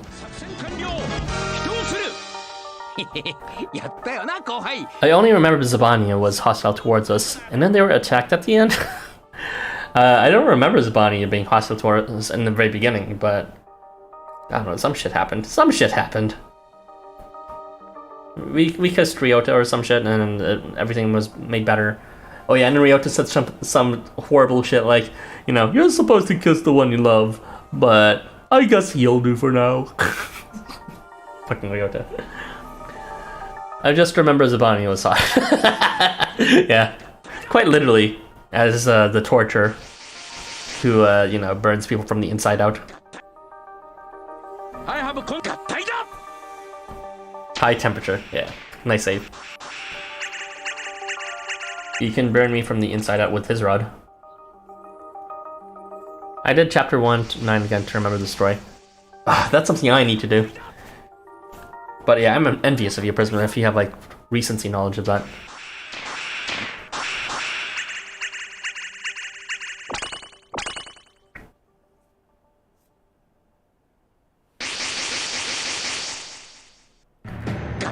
I only remember Arslan being in jail. Then 2 minutes later, after being released, he tries to change clothes in front of everyone. I don't remember him trying to change clothes, but I think you're right. There was a scene where Arslan was like in jail, and they made a big deal about it. And then in the end, he's just like, "Oh yeah, I was in jail because I wanted to be." I was like, "What?" Some stupid ass shit like that. Oh yeah. My language only has 10 characters. The planets are valves, and animals are continents. Fanboy, that's nice to know, but you should try to join the conversations with relevant topics rather than forcing your own. And then zombies.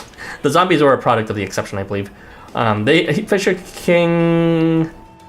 I'm not gonna say anymore, but at least in chapter 4, I remember the The reason being at the time was because Ryoto had infinite healing, or was providing the healing, but Zabania had the opposite effect of, you know, actually inflicting the wounds in the first place, and that just led to a constant loop of, you know, them being healed and damaged. There are actually summaries on Wiki for earlier chapters, apparently, but... no, Milk, I know, because I actually wrote the very beginning ones. You can see the edit history. I think I wrote chapter 1 and 2s. I might have stopped halfway through chapter 3, or maybe halfway through chapter 2. And then someone randomly picked it up for me and was like, oh, thank God, because this, back then, that was when I was editing the wiki a lot, and I was the one who actually introduced the lore knowledge into the wiki at first, too, despite me not being up to date with everyone. And one of the things I tried to accomplish doing was summarizing what happened in those chapters. I ran out of steam fairly quickly, and plus that was around the time when I eventually shifted from, you know, more wiki work to less wiki work, instead more focusing on this YouTube and discussions and stuff like that. But, you know, back then, yeah, I definitely put in the effort in terms of trying to summarize it. So that's why I still remember chapter 1 and 2 perfectly fine, and even chapter 3, although I feel like I just remember chapter 3, regardless if I did that or not. He'd be like, Ubu, I want to be in jail. Yeah, that's pretty much how he was like. Arslan gets captured often because he was a prisoner for a long time in the lore. If you mean in his original mythology, I guess that makes sense, but at the same time, he perfectly was just like, oh yeah, I could have escaped anytime I want, or some shit like that. Or at least he was so used to it, it didn't even matter. Should I take a look at the wiki? I mean, if you want a summary of chapters 1 and 2 and perhaps the other ones, then sure.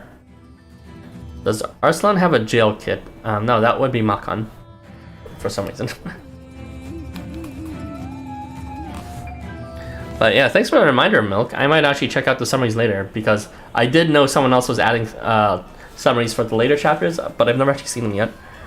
I should thank them at one point if they end up being good, but who knows how good they turn out being. I remember reading someone typed Zabani in Wiki edit for chapter summaries, so I think it's up to 4. Okay.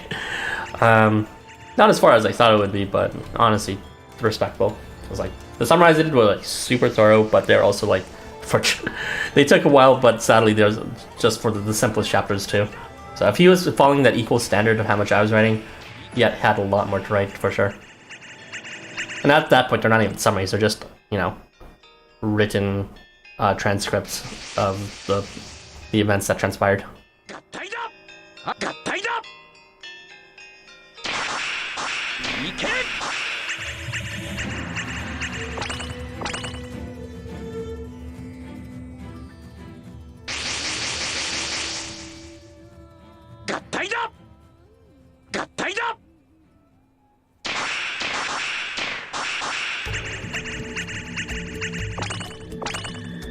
Arslan Prisoner's Kink. See, that could have been a good thing in terms of this game pretty much covers every kink, but I'm pretty sure like Arslan isn't even about that kink anymore. Like that was his original kink supposedly, well, you know, barely, and then now he's just the oil guy that kind of like pokes fun at Zabania and wears like Halloween costumes to Christmas parties.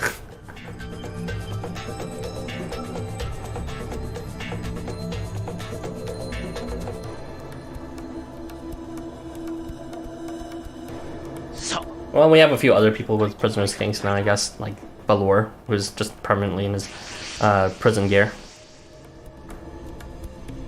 I try not to judge kinks, but why are there children? Japan.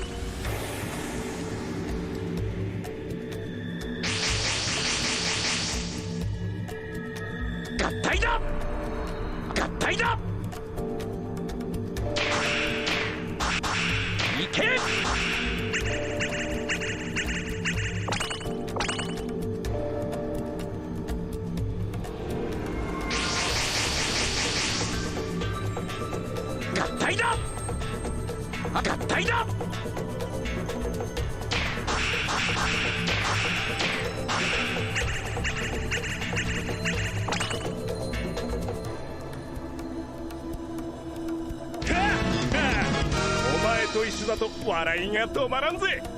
さあ次はどこで稼ぎまくるんだ。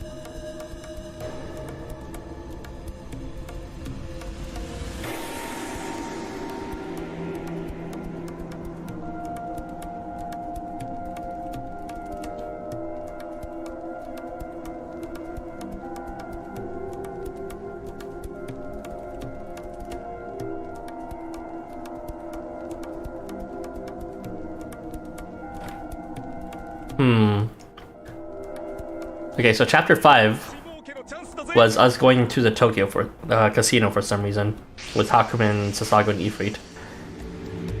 That was also the first time, you know, the Osamu actually helped us tangibly by helping us break free of her binds. And we also teamed up with Sasago and he helped us teleport out of there, I believe, near the end. I forget the reason why we were there in the first place, but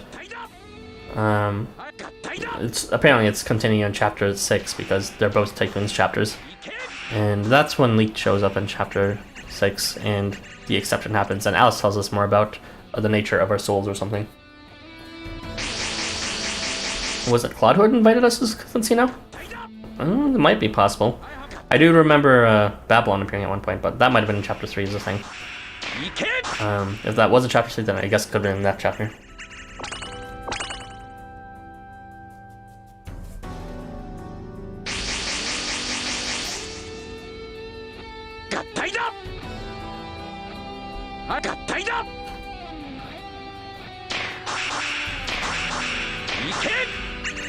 Yeah, I need to review all those chapters again, I guess. I say chapter 4, I forget, but that's just because the first one I forgot. There's actually a lot I'm probably forgetting about chapter 5 and 6. Despite it being Leek's chapter, unfortunately, I'm forgetting. I'm feeling you.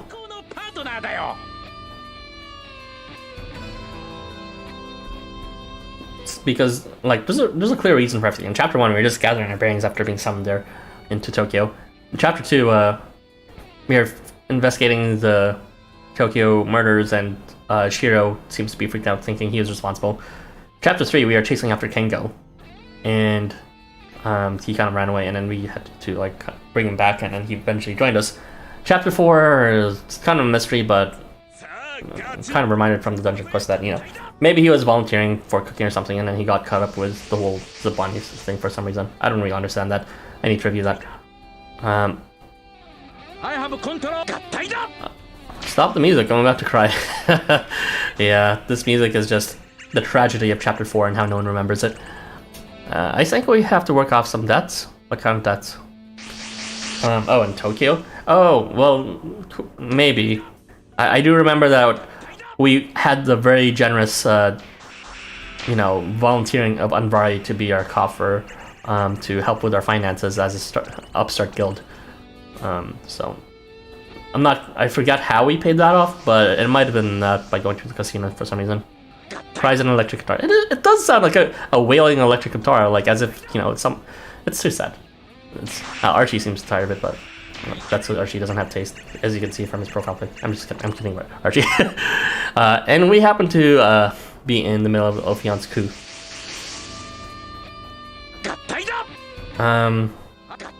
Yeah, I think Ophion tried to do some sort of coup. He was overestimating like one of them, I believe. I think Lucifuge. There was that triangle thing between Hakumen and Lucifuge and Ophion, where Lucifuge could just poison all of his ancestors, and that's why he countered him. And Ophion could do something to Hakumen, I'm not sure what, but Hakumen could burn through the poison is the thing. And so that's why they were like a rock, paper, scissors, and that imbalance happened when, you know, Ophion was suspecting they were teaming up, and it turned out that they were kind of just goofing off or some shit like that. Lucifuge ended up not even being aggressing at all. He was just super joyful in the story. So Ophion was kind of paranoid, which was kind of funny, and now that I'm remembering it. I barely remember chapter 3. Chapter 3, what entailed in chapter 3 was Kengo ran away because he was being angry about something. He was also trying to get some funds from the Berserkers.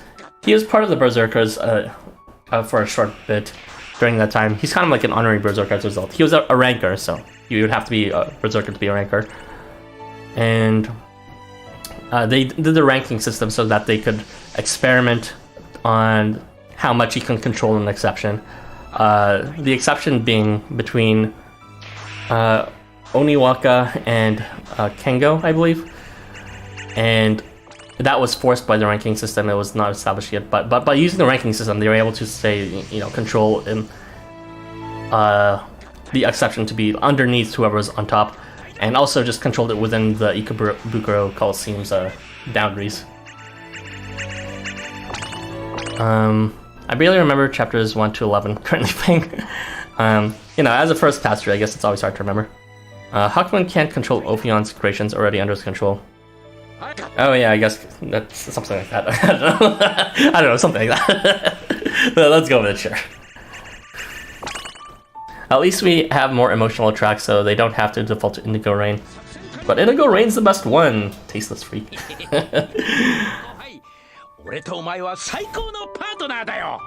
But yeah, we do have more emotional tracks, like the one that released during Mystic Christmas, and the one that released during, what's it called? Hell Hot Springs. There's also one during Valentine Time Warp that also released. So there's an okay sample of sad music now. But yeah, there was that hierarchy, and then Ophion was paranoid that they're colluding against him. Lucifuge was not actually colluding anything, and Hakuman was just, she already had her own thing in what's it called, chapter 5, so she didn't really show up for chapter 6, from what I remember. And Ophion tried to usurp it and become the leader of the Tycoons. And then the exception happened because of something with Toji. I forgot what. It wasn't a rule exception, but it was an exception caused by some sort of a time contradiction between Toji being able to create a barrier or cut off something, I forget, and Ophion's infinite lineage.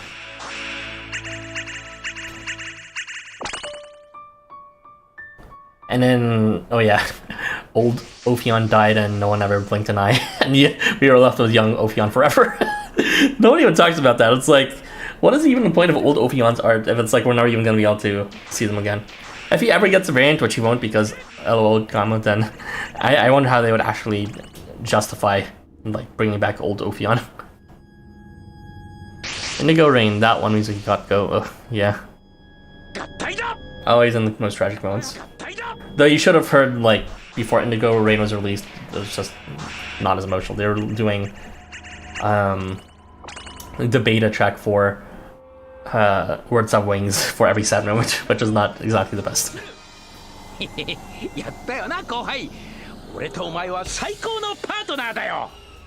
They probably need to change a lot of music from chapter 1 and 2 because, frankly, it's kind of off-putting to hear the generic battle music for what is, the end of the world with Yog-Sothoth in chapter 2 happening.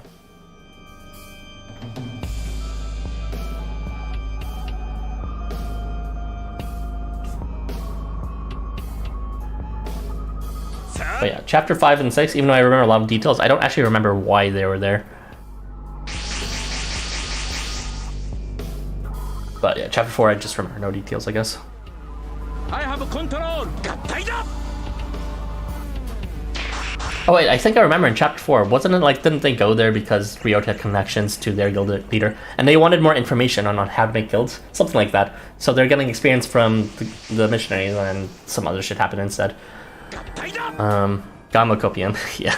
I didn't like the generic battle music the first time. Not gonna like it the next 1,000 times, yeah. Thankfully, they almost never play it except for outright generic battles, with mobs or something, that they know are not important.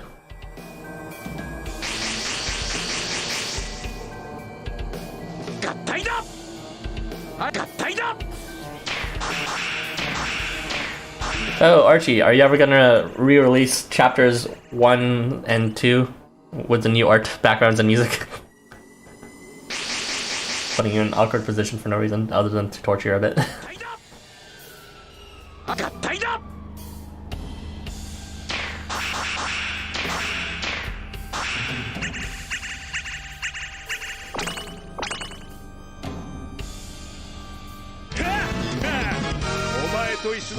I do feel like for people who might want to get into the game, having the most cutting edge kind of chapter 1 available to them might be better for them to see the story rather than see the old ass assets. You heard the man, the legend, the milk, Arch. It's time to replace those vids.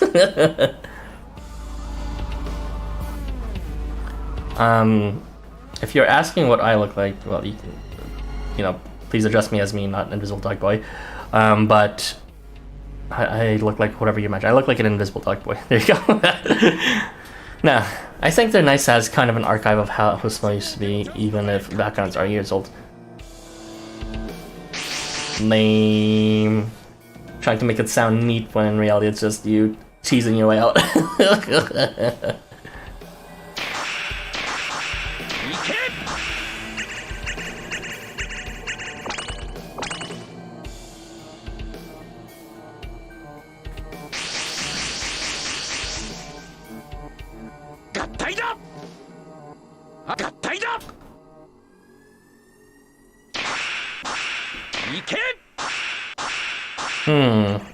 Okay, pulls that blank piece of paper. That's exactly how I look.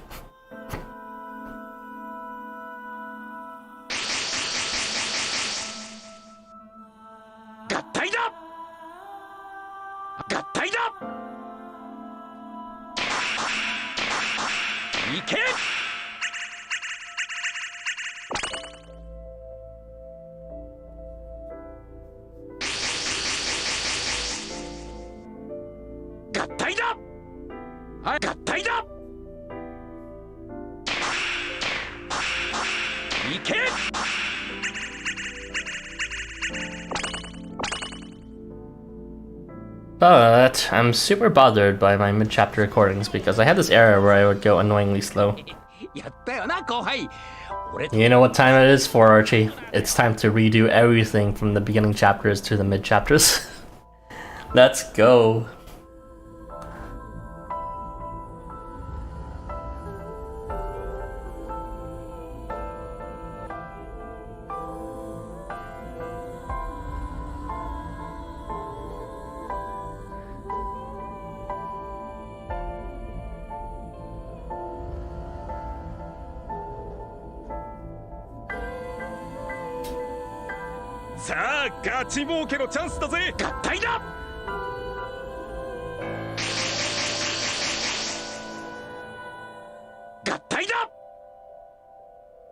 I have control. 合体だ。行け。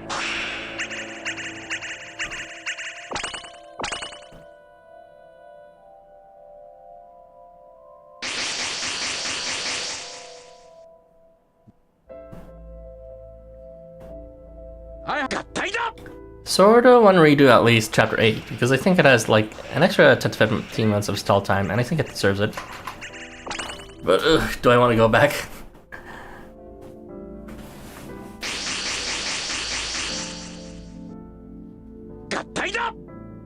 That is always the question. It'll probably stay that way until everyone's got a summer. Bruh. Can't believe you do this to all of us, Archie. Alright, see you later. I'm gonna sell my soul to Final Fantasy 14 now. Same. Probably, maybe next week I'll resub. Unlikely, but maybe. I heard that they're releasing a new patch in the middle of April. And I was interested in it because they had like elephant quests for crafters or something. But then I learned later, supposedly it's not going to be a crafter beast tribe, but it's going to be a battle beast tribe, which is like, ugh, why even bother then? So, not decided yet, but we will see. But yeah, take care, .1 Froki.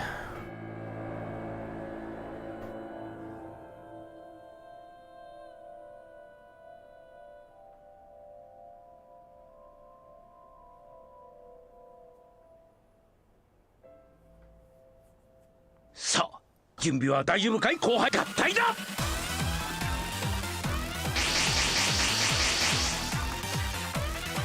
合体だ。I have control。合体だ。行け。Right, selling souls is an option. Can I sell myself to Arson? It's too late, Panda. Once you watch my content, I already have laid claim to your soul.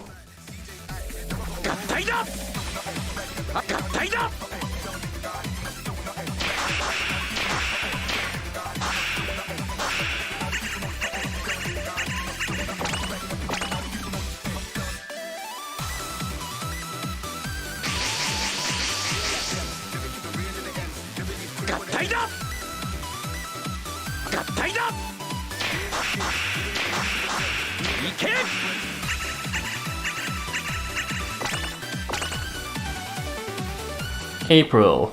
Feels like On Stage is gonna be updated soon. Like, oh yeah, I keep on forgetting that app exists. You're talking about the one where the Housamos dance and you play D&D with them or something, right? Not D&D, Dance Dance Revolution. I'd be down if there was actually characters that I personally like cared about, like Goemon or League, or what's called Juron. But right now it's, I mean, there's Tetsuox, he's cute enough, but still, I like am too trash at those kind of games to really install just for Tetsuox. I actually downloaded it at one point and then I was like, wow, I suck at this, and then I installed it after. It's power? No, it's the power of an enemy stand user. I don't actually watch JoJo.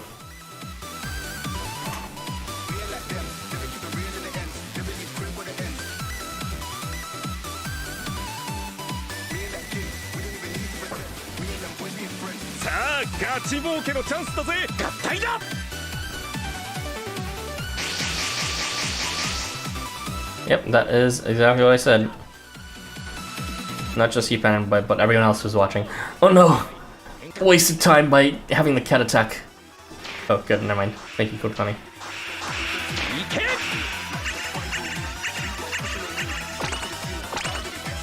I appreciate they do different things for fan service. Yeah, it's not just all muscles, it's not just right talk. But they actually have a you know, slightly less popular units. I'm surprised they did Tetsuox at all. I'm glad that he's in there. And I'm surprised that some other units aren't, like Sasag or Obrey Tigray. Because I know they're popular. Tezcatli Poke too. I think his plushie form might be there, but not his actual form for some reason. Well, then again, he is a rather complicated model if he was made into a 3D model. Don't worry, with Part 6, Part 2 being shown in fall 2022, now nobody can watch JoJo. Even though I don't watch it, I can, for some reason, hear your personal suffering when you say that. It sounds like you say that very, very sadly.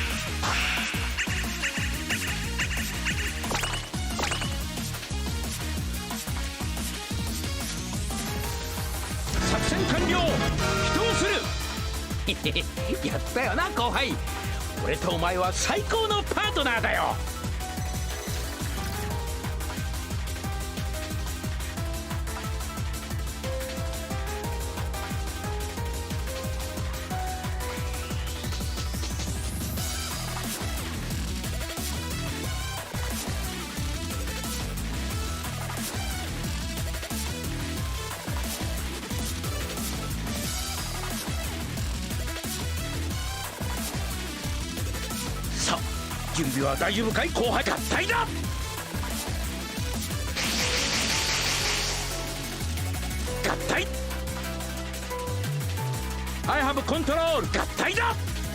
Stat non-times doping noises. Not sure I remember that. Imagine having one season split between split into 3 batches and launched with an 8-month waiting period in between. I mean, hey, they gotta trickle the content somehow. Gotta increase that artificial scarcity. Gotta make you keep watching by drip feeding you somehow. I'm just waiting for a Filthy Act at a reasonable price.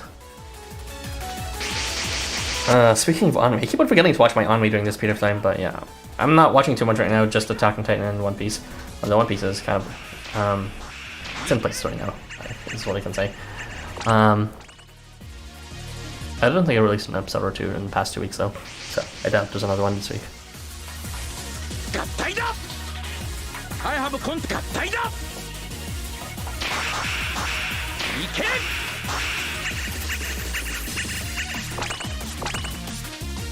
The only Dio I know is the one from Virtue's Last Reward.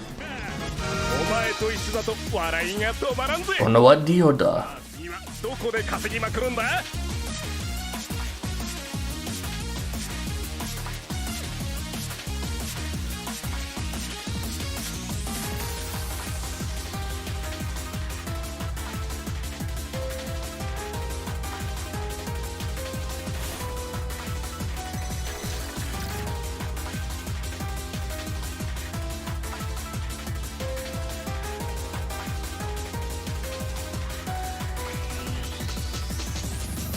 さあ、準備は大丈夫かい？後半合体だ。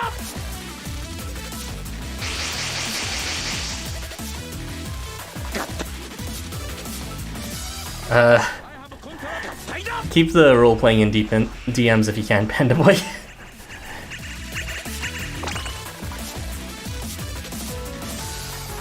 Gonna go take a nap now. Bye bye, Aaron, everyone.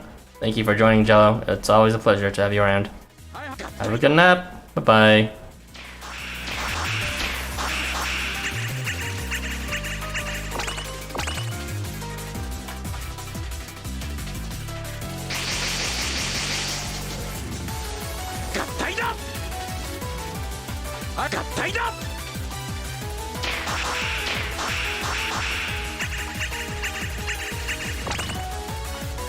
For those that do play other gacha games, what do you think of the gameplay of Housamo? I've seen other gacha games. I've never played them, but I've seen them, and they look like really significantly higher quality than Housamo in terms of, you know, their animation capabilities, their loading times, their general presentation, things like that. But the only things I can't really say I know much about them is their story, as well as you know, their gameplay, how engaging it is. How does that compare to Housamo? Heading off to bed then, Panda Boy? Alright, see you around. Thanks for joining.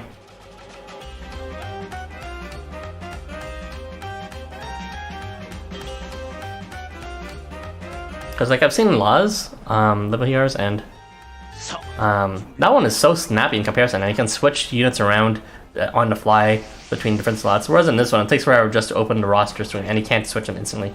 You have to, like, pick them individually per slot. And that's within the same company, too, so, you know. I get the impression that Housamo was really held down by its, what's it called? Its engine that was originally released in. But looking at other games, it's like, you have fucking Genshin Impact, which is essentially Breath of the Wild on, like a mobile game. And, you know, it somehow gets everything snappily right. A lot more snappy than Housamo, which is a turn-based game. A turn-based game shouldn't be so slow. I don't understand this. But yeah, the loading time kills me every time. That's what I'm saying. Welcome back, Bear. I'm just, right now, I'm asking about how you guys find other gacha games, like, because as I was saying, in terms of presentation and loading times, and like, Housamo seems to be really behind. Like, the loading is unacceptably slow for what is a turn-based game, whereas if you compare to, like, Genshin Impact, or even within the same company, Law, it's like, it's snappy, you can switch your characters around easily, and then there's, like, a higher presentation quality, too, in terms of just more animations in general, more unified style that's not just this kind of ugly-ish blue everywhere. The characters that are animated, and the animation's only cheap. So, you know, that's my impression when I looked at other gacha games. I never played them, but I just saw them, and there's a huge jump in quality in those features. So what I'm asking about specifically is, how does the gameplay and stories compare? Because, you know, that's the reason why I still love Housamo, even if those things are, like, are they, like, how do you find the gameplay of this game, Housamo, versus those other gacha games, is what I'm trying to say. The gameplay and story is good, but you see the age and the presentation visual, you can even see it with La. Yeah, I'm conceding that. The presentation is definitely, there's a lot to be decided when comparing it with those. While I think Fire Emblem Heroes was fun, the game is very lazy in terms of production and performance. I see. So you think it's fun, but lazy, so they could do more, I guess. Honestly, in terms of story presentation, I think something Housamo should do is story CGs. Yeah, they already have ARs, and they can implement ARs as story CGs, but they don't for some reason.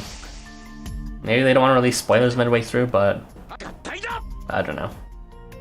Maybe they'll just like release AR CGs in the middle of it, but then don't release the ARs until the next event to, you know, complement them. That would be neat. There's only 2 other games they play, and that's Historica and Eidos. Is it Eidos or Eidos? I keep on saying Eidos. It's probably Eidos since it's Japanese. Out of all 3, Historica feels the best. Okay. I think the writing and art make Housamo worth it. Yeah, I think so too. Like, you know, obviously I'm like, wait, why can't Housamo be like that? Why is my phone so slow? Why is there so much glow with Housamo? And, you know, but then I still really enjoy the game, and obviously I care about the characters a lot in terms of their art. And they're really well written too, so it's like, I don't know, if that's like every other game, then, you know, Housamo becomes a bit less special if everyone else's gameplay and writing is also good. But at the very least, maybe I can pat myself on the back and say, well, at least Housamo's art and writing is exceptional if everyone else's is a stinker. I guess that's what I'm really wondering. At least in comparison to Housamo. Let's see. Not ARs, I just mean normal CGs. I mean, I know what you mean, but I think it'd be good for ARs just because it'd actually be marketable in that way. They can make a profit out of it rather than just drawing this one-off thing that no one will ever look at again. Unless they look at YouTube, I guess. Even Eidos has that. Well, Eidos is a porn game which kind of lives and dies off its CGs of porn, so that's kind of an unfair comparison at the point. CGs would have made a ton of sense. I don't know why they don't. Feels like something they should have done. That car had CGs. Yeah, it could be neat. I think ARs are the right direction, but, you know, I guess that's a divergence in opinion at that point of whether it should just be a dedicated thing. And no, not the NSFW scenes. Okay, fine, fair enough. Historica gameplay has more entertainment than Housamo. Story more simple, but great in Historica. Okay, fair enough. Seeing a scene of Shiva and Kingo flying in the air with the moon falling in the far distance would have been hype as hell. Keep in mind, someone here hasn't seen Chapter 11 yet. So, no. Bit on those, but as long as we don't describe any far, I guess that's fine. It would have been cool. They do a lot of detailed work on the backgrounds already. But yeah, they could definitely do more and actually drag the characters there, although it seems like the artists for the background seem to be the same person, just to give the same style to unify the world of Housamo. So it would be kind of a different thing entirely to have someone else draw the backgrounds at that point. There'd be a lot more coordination, but it's not impossible. It's far from impossible. Yeah, it could be neat.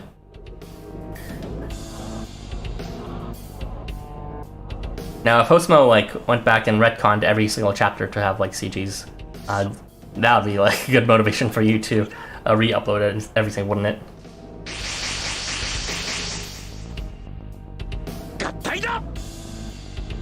I have a control. Got tied up.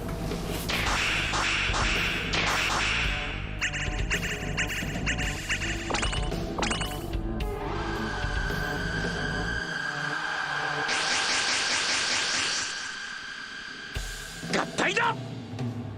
I got tied up. You can't.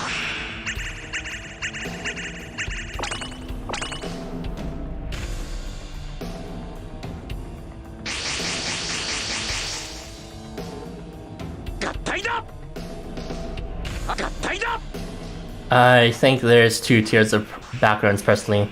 The standard high quality anime backgrounds and the legit painting like ones. High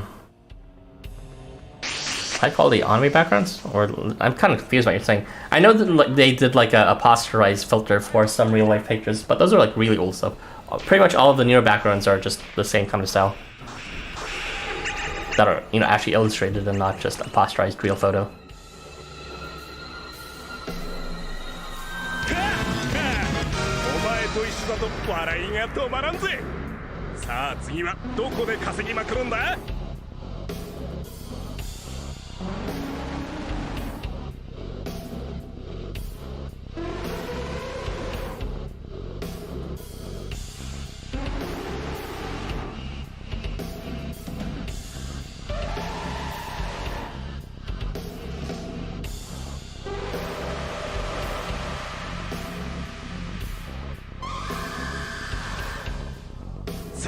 ガチ儲けのチャンスだぜ。合体だ。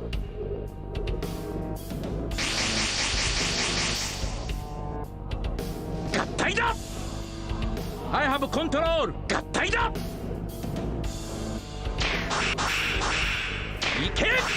Now I wish I did play Estorica so that I could actually, you know, make a more fair comparison and actually understand what you mean by Estorica being more entertaining. But in the very least, I can say that this right here, grinding, isn't entertaining. So like, as a gross sum, I guess Housebo's gameplay isn't super engaging for most things like this. Like this and drop quests, but occasionally with challenge quests and main story quests and dungeons to some extent, they provide some fun challenge. With that said, it's like you do that one challenge and it's done. There's no actual mechanical fun to it that makes it worth repeating more than once. It's more of like a cerebral volitional thing at that point, rather than anything that requires, you know, mechanical mastery.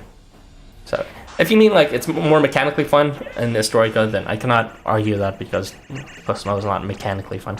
It's like strategically fun, but you know, once you strategize, it's all you need to do is pick a winning strategy. Going beyond that is always optional at that point. And it's quite easy to get any winning strategy. I don't know, I guess I make my own fun out of Housamo where it's not necessarily ingrained in the game, like, you know, you could just use Lianon or you could use some fun team like that. Let's see, didn't they renew the backgrounds for reprint events, or was I mistaken? They renewed some backgrounds, but not all of them, I believe. Like they did renew the Valentine's one, so I believe, for the extravaganza. That used to be posterized, but now it's an actual thing. But I believe there's, you can see in this one right here, this quest, they're still using one of the old backgrounds. They already replaced it outright with the proper like a wrestling ring corner that's painted. But this one is just, they haven't replaced quest battle backgrounds yet.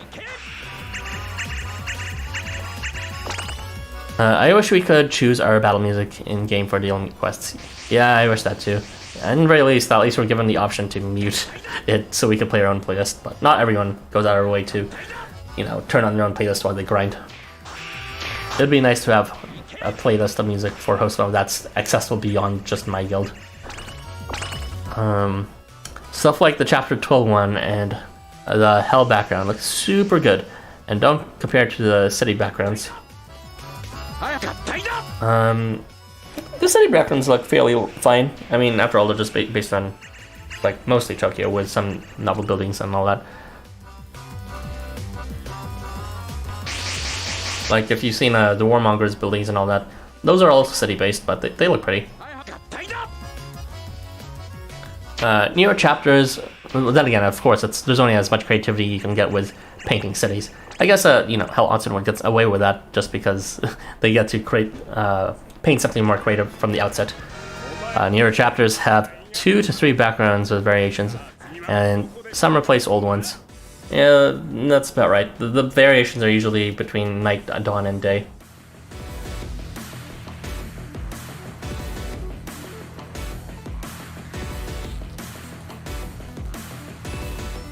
In Chapter 9, we got a new crafter's background that actually updated the background we see in the team select thing as well, as a result. But we also got the library background. Actually, that one came out in Nightmare Kingdom, I believe, so that one doesn't count. We did get the old building in Shinjuku background, but I'm not sure if that was... Yeah, that was used in the story as well, I believe. Yeah, so I think it was just limited to that. There was also the underground building thing. I think that was a new art. Maybe, possibly. I forgot. Tokyo has a unique skyline with a Babel Tower and the wall. It's not entirely real-life part of the world building. Yeah. It's like, obviously, it's constructed based off Tokyo, so you might see real buildings here and there. Or at least real locations.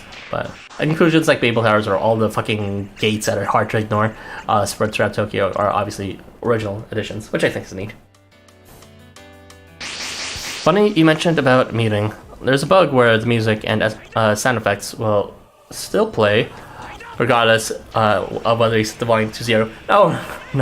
It plays sometimes. Yeah, that happened to me in one of my streams. It was weird. I think I'm pretty sure I muted it, and then I went to look at it, and it was like instantly 0, and the music just turned off there. I was like, why would you do this? So, well, you know, with the way games and computers work in general, they don't presently consistently check the state of something, like if the music is on or off. Rather, what they do is they just send a signal that turns it on or off, and then, you know, you just assume it's on or off for the rest. But sometimes the signal doesn't go through, and so you end up with a toggle that's a different state from the, you know, the toggle's in a different state from reality. Just kidding, I don't sleep. This game makes me want to make a game with doggy boys in it. Ugh, get in mind, there's a lot of people who want to make visual novels, but it's not easy. And if you want to make a game with doggy boys, I suggest you prioritize the coding first, because that's gonna be the hard, boring part.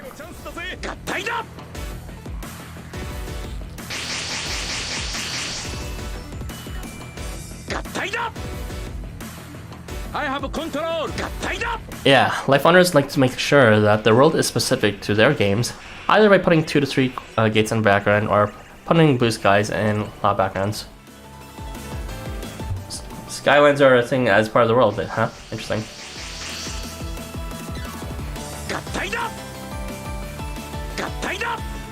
Funny, it's a nice touch, and adds up some originality. It says, this is not just a real photo that we posterized, but it's something drawn. It's not just drawn from reference or taken from stock. They have paid illustrators to do this thing, so I like the addition. With that said, I do think the gates can be kind of gaudy sometimes, like an eyesore, with the rest of the things in a way. I do wish the gates were like different colors, not just this like ugly yellow that like sticks out even in the middle of the day.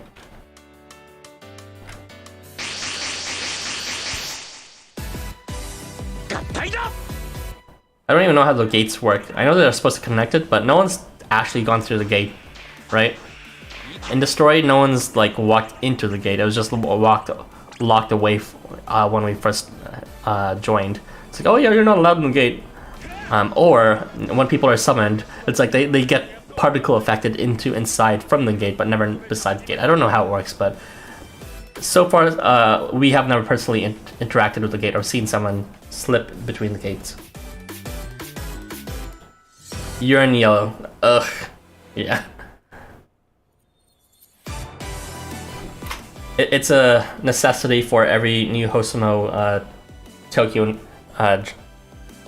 resident coming from a different world to go through the ceremonial golden shower.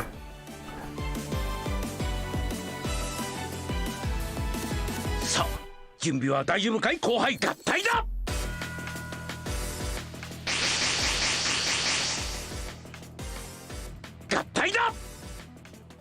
I have control. 合体だ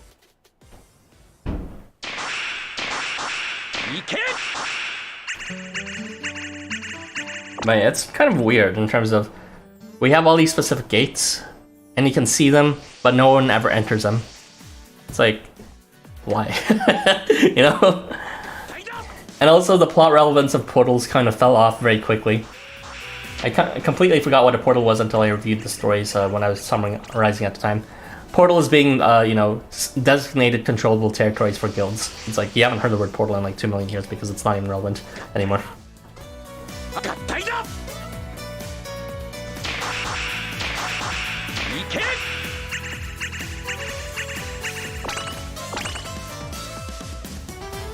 If the gates are that bright, I feel like someone would get eye damage at that point if it's kind of hard to avoid looking at with those gates everywhere. Maybe that's what happened with Jacob. Wandering too much near those gates.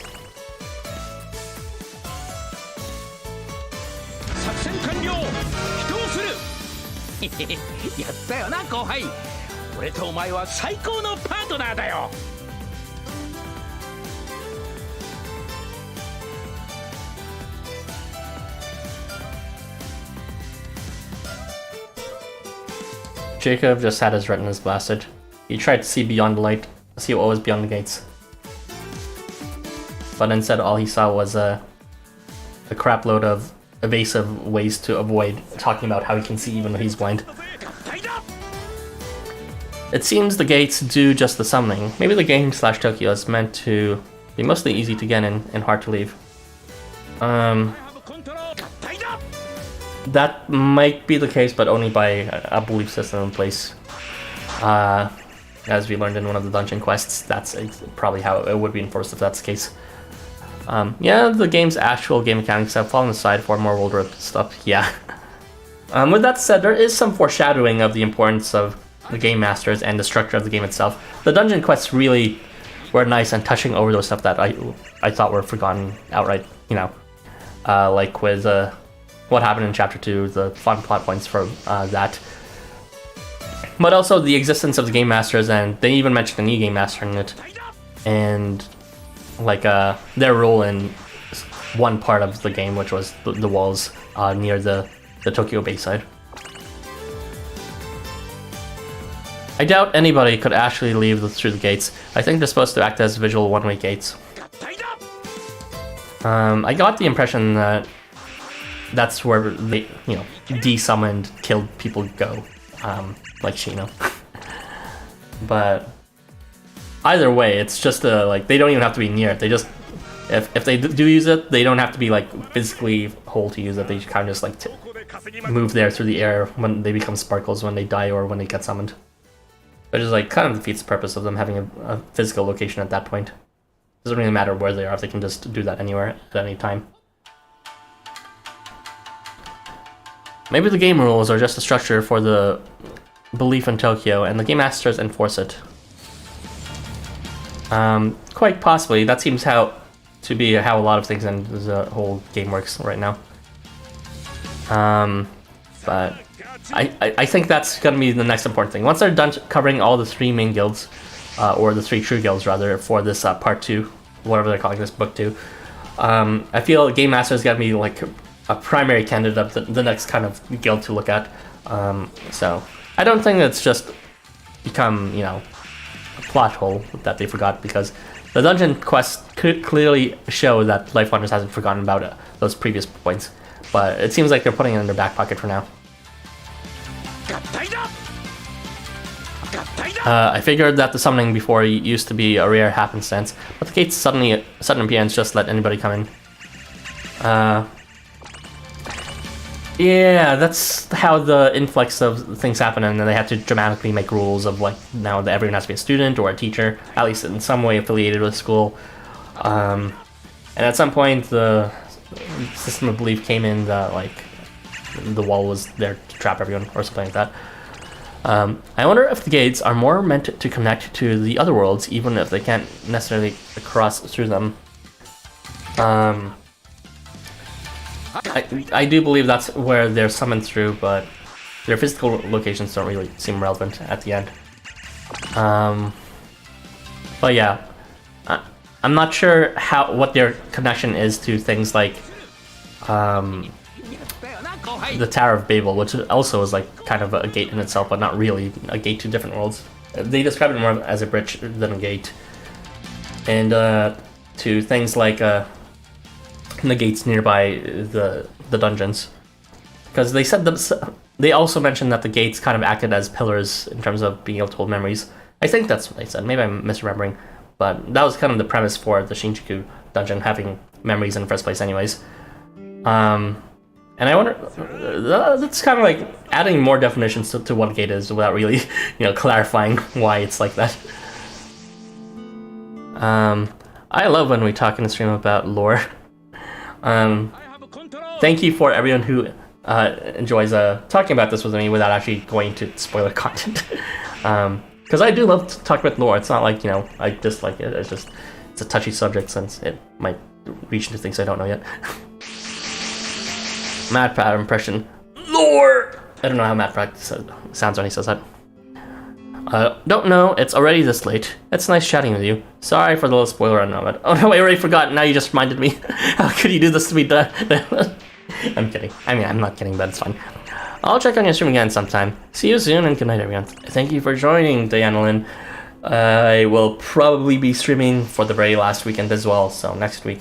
But as for content in between them, it's still no idea. Probably nothing, honestly. So, but I hope I eased your boredom a bit during this time of no novel content. To you, Diana, and everyone else who's joining today, as well as in the other streams. Because without coin grinding, we would literally just be waiting for the next event and not playing Housamo. Which, fair enough.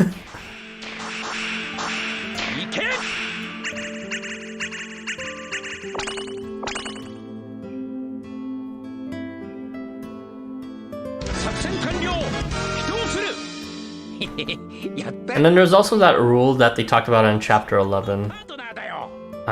They kind of glossed over it about portals in terms of, they mentioned this much earlier, but it became relevant suddenly about like how you can't use your powers until like if it's after school or after a certain period of time. But then others were like explaining that by using their powers, so I was kind of confused by that. Or did they have like special bloodline powers, kind of like you know, the old ones are able to use their sacred artifacts outside of battle zones. Some people were able to use their abilities outside of the designated game times. It's peculiar, to say the least. I have a contact.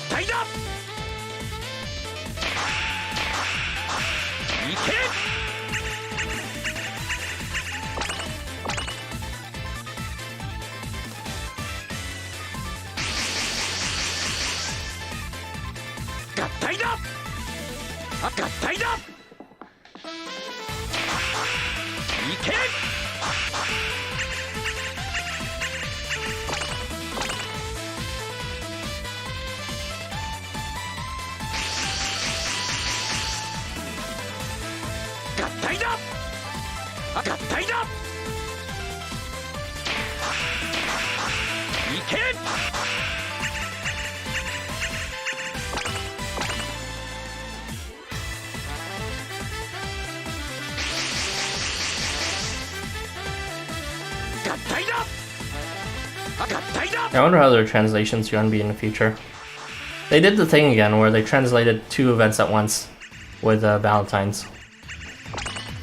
And then they kind of like slowed down again, but then they translated 2 again. So we're pretty much caught up with the Valentine translations except for the most recent one. If they continue at this pace, maybe we'll be seeing a lot more translations coming for summer-related events as well as Christmas especially.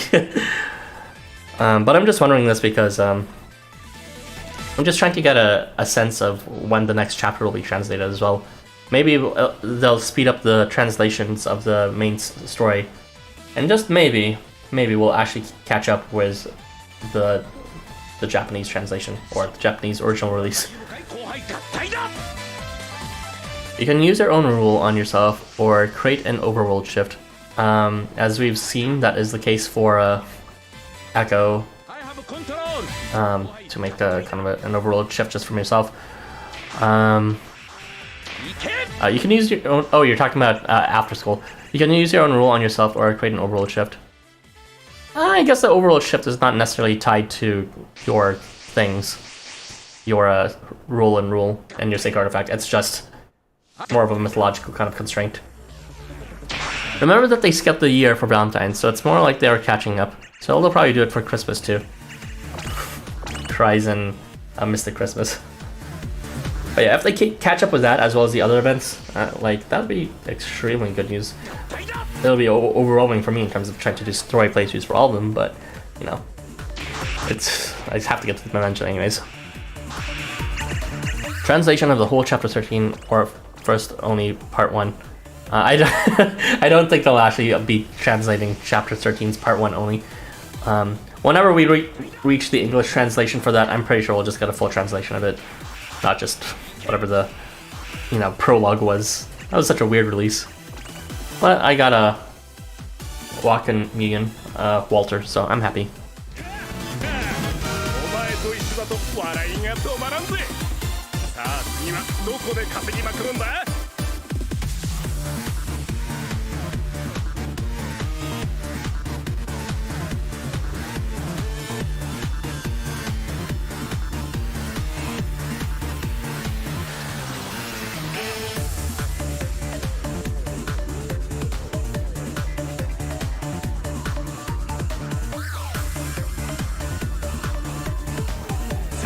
ガチ儲けのチャンスだぜ。合体だ。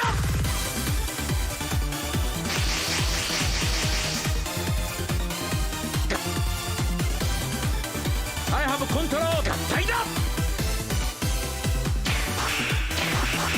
いけ。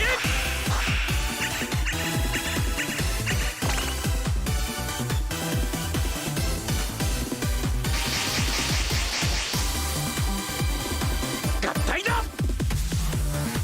合体だ。いけ。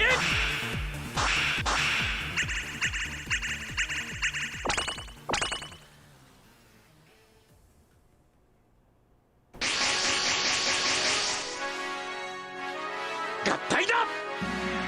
合体だ。いけ。You know when would be the ideal period for them to release the translation for Chapter 12? May. Please, LifeWonders, release the translation on May, since I'm traveling that month. Because I'm going to be releasing, what's called, the story playthroughs for that chapter late anyways. So might as well be in a month where I can't even make videos.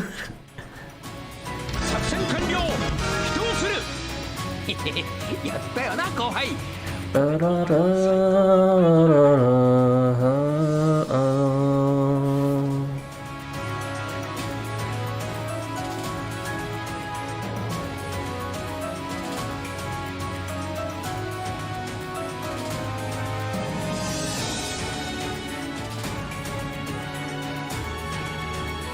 Wishing me good travels. Thank you very much.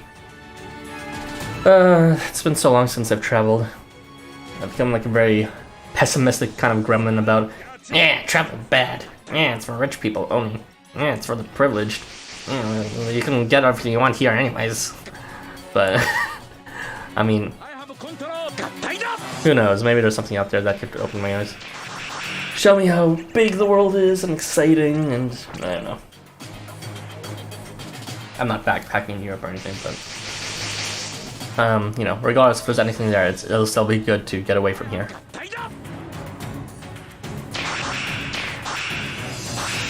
OMG, rich and privileged are. You know, after I reach those 1,000 subs, I'm rolling in that YouTube money down. No. I just want to spur myself. Honestly, it's kind of like a bit of an irresponsible purchase. I don't have exactly the biggest savings, but I can't keep on making excuses. It's been way too long since I've done anything like this. Should spoil myself at one point, right?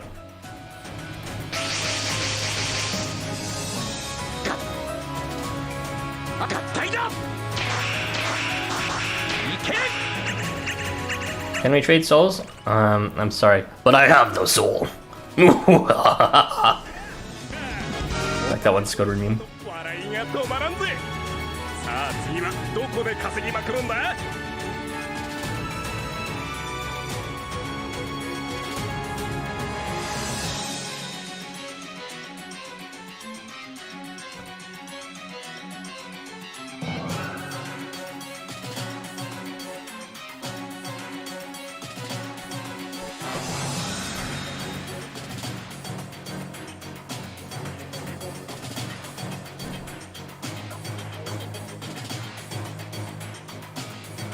さあ準備は大丈夫かい後輩。合体だ。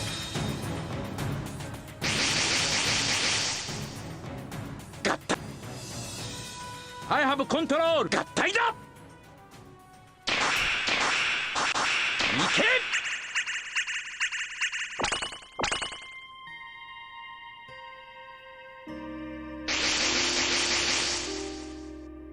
合体だ。合体だ。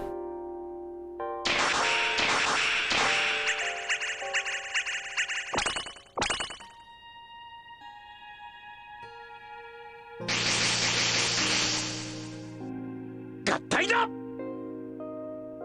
合体だ。いけ。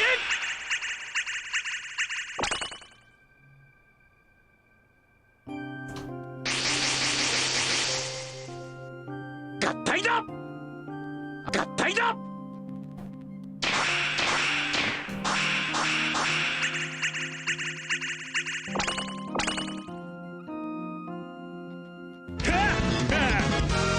と一緒だと笑いが止まらんぜ。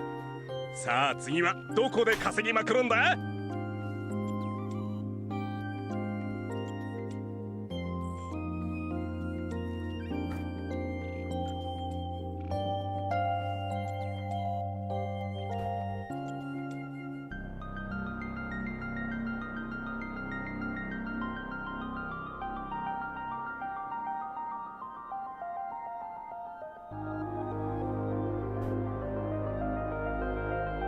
さあガチ儲けのチャンスだぜ。合体だ。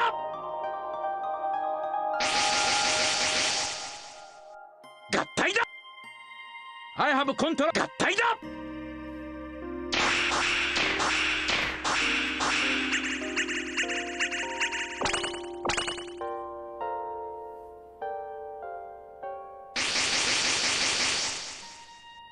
合体だ。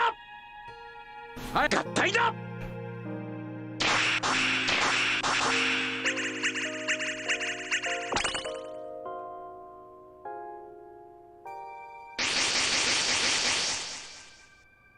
合体だ。合体だ。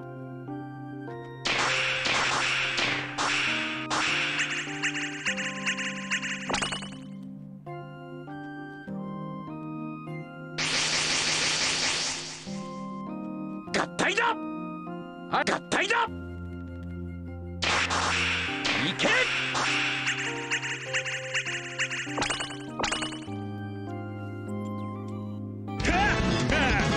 お前と一緒だと笑いが止まらんぜ。さあ次はどこで稼ぎまくるんだ。 God, could you imagine how much further in society we would be living if we could actually get decent rank EXP from these quests? I would be like rank 120 already by now. Jesus Christ. Why does it have such piss poor rank EXP? I cry every time. さあ、準備は大丈夫かい後輩。合体だ。 I wish LifeWonders released more quests that you can get a friendship point bonus. Like, I know they release sometimes the NPCs that give you extras for usage, but they're like one-time use only. I need more legitimate sources for grinding FP, man. I need more FP. LifeWonders adds rank 150 afterwards. Challenge accepted.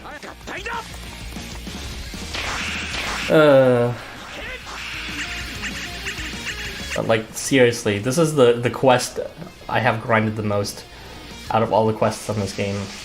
And like, if it actually gave us half as much as I got from the drop quests from event quests, then like easily I would actually be on the top of my other my friend list when they sort by rank. That's like my one regret when it comes to like hoarding for FP and hoarding my drinks just for coins couples, is not being able to prioritize my rank. Because, you know, I don't really care about rank too much in terms of it's how much you gain. I can make teams with the limited cost and all that. Of course, it's more fun to make great teams. But my main problem is just that it puts me lower on my friends list for them to give me friendship points. Now that pisses me off. I haven't even reached the max rank. I'm almost at 100. No one on my friends list has reached the max rank yet because it's kind of hilariously like unbalanced in terms of how it paces itself to reach that point. I think some of them are a bit over 110 right now, maybe 2 or 3 of them, but no one is actually near 120. Because it's actually the distance between like rank 1 to 110 is like the same distance between rank 110 to 120, some shit like that, if not more, probably more. That's how little EXP you get from this game. Ugh, yeah, this would have been excellent for like card EXP too. To like pool it. With that said, it doesn't bother as much just because I already love loving units. But at the time, I've grinded this before and I was loving units, and it was just not as it was not good. It was super slow. So stingy, LifeWonders. God damn it. Give all these ARs and I only make like 1 resource max blood. What would you like to see in the game the most? Playstyle and characters. Just asking for a friend. Well, this game already has a lot in terms of what I like in terms of characters and story. It's, you know, broadly accepting in terms of different viewpoints and tastes and kinks and interests and all that. And it's not taking a very non-judgmental stance on them, which I really appreciate. Like with Zhao and his love for mountains. And it's like, oh, this is love after he was disillusioned, but, you know, if you're into mountains, good for you. Hati, if you're into stalking people, like, some people would disagree, but the game's just like, good for you, and I think that's respectable. But as for gameplay, I mean, I like different gameplay styles. I like this game. It's not the only game I would wish to play, but I like it because it lets me be creative with the teams I build. Just not much, like, games don't often let you be this creative with and give you this much options to mix and match. But that's it. I still like other games like Metroid, and Zelda. I'm looking for Breath of the Wild 2, as well as Metroid Prime 3? Yeah, Metroid Prime, no, Metroid Prime 4, yeah. さあ、準備は大丈夫かい後輩合体だ。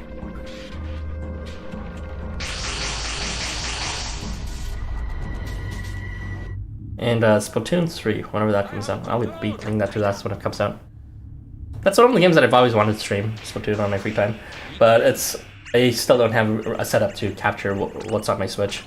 So everything you see is directly from my computer monitor through native streaming applications.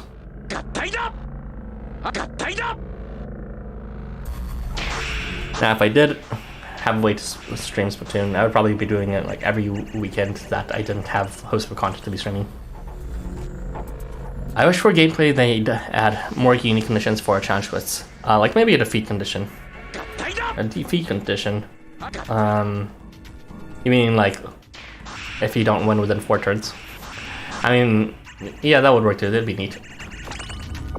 Of course, if they wanted defeat conditions like that, they could also just force it by saying, giving unit kits like reduce all their HP on turn 4, skill lock them, remove all their buffs, and then some bullshit like that. So they always have the potential to like squeeze it in somehow. But formally, it would be neat to have more conditions because I did think victory conditions were a neat thing they added. Unfortunately, it kind of devolved very quickly into for survival ones, use Kengo because obviously you just need guts to survive any survival quest. What they need for survival quests is guts resistance inflicted on us. That's the thing. And you know, for defeat the boss ones, it's essentially just, you know, the same strategy as defeat everyone ones, except you can even concentrate further on a single target.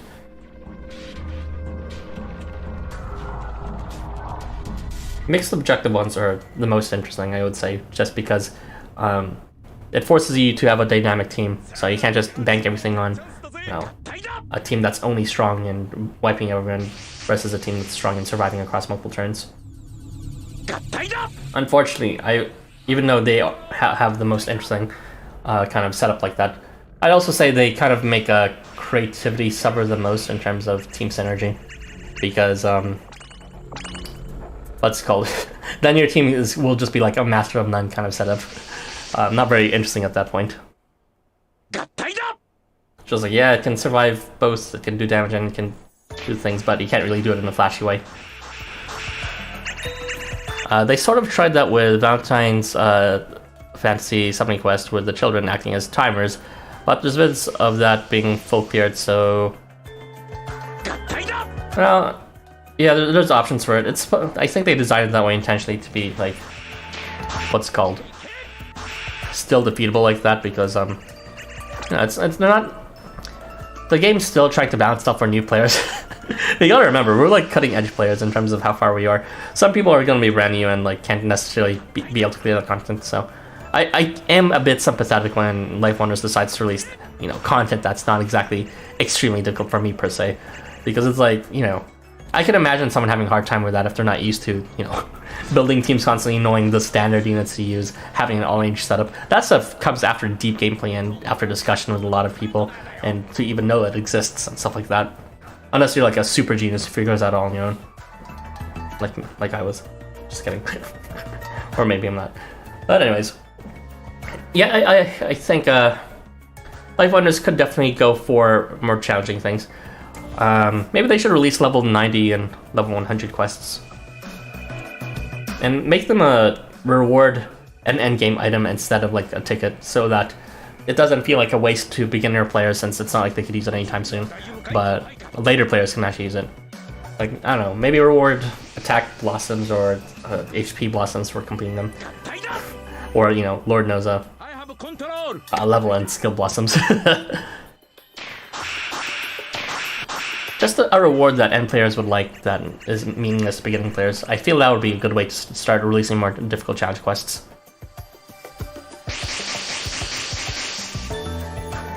Because the difficulty in Housamo isn't from clearing it, it's from making a convincing / stylish clear of it, and no one is forcing you to participate in a game like that. That's just something that I find personally fun doing, hence all my videos, ideas, and all that. But in reality, you can always just use Bound Kinko for every kind of quest and call it a day from there. So, something that forces like even like veteran players to bring out the big guns and have a hard time with it. I think that would be cool. Blossoms and Seiki, please. Yeah, that would be nice. Goodbye, cute doggy boy. I gotta practice making him. Good luck with that. See you around, panda boy. It's not about winning, it's about flexing. That's pretty much the Housamo experience. Like, all these Housamo tubers, if you watch their videos, like, there's no challenge in it, really. It's just about making, like, sure you can beat it, but can you beat it in one turn? That's the real challenge we set for ourselves, you know? I hope you have a great day. Bye. Thank you, panda boy. Hope you have a good day, too. Good luck with your video game, and I'll see you whenever next time. But, yeah, that's the current experience with Housamo right now. Which is, you know, for me, it's fine, because I can... You know, I'm able to make my own fun. Some people can, though, would disagree. Some people only like wish to have fun with the game content given in front of them. They won't make fun out of the tools given to them. They have to be presented that fun. But for me, you know, I'm fine with, you know, setting arbitrary conditions for my victory, like, you know, use countdown instead of just blowing everyone with scaling damage or something like that. I think they should start experimenting with. I have a control. Skill statuses given to us from the enemy to change things up. Oh yeah, I fully agree. You mentioned that a few times, so was one of my first immediate thoughts. The potential really increases from there in terms of not just forcing making a challenge quest of the enemies themselves, but making a challenge quest of you know, on your side as well, like a challenge of the units you select. And because like skill statuses really open the gate there. They haven't fully exploited it yet, but. I mean, even now, it seems so standard skill statuses of how essential it is to the game experience, and the way they've used it, every few times they use it, has been pretty interesting so far.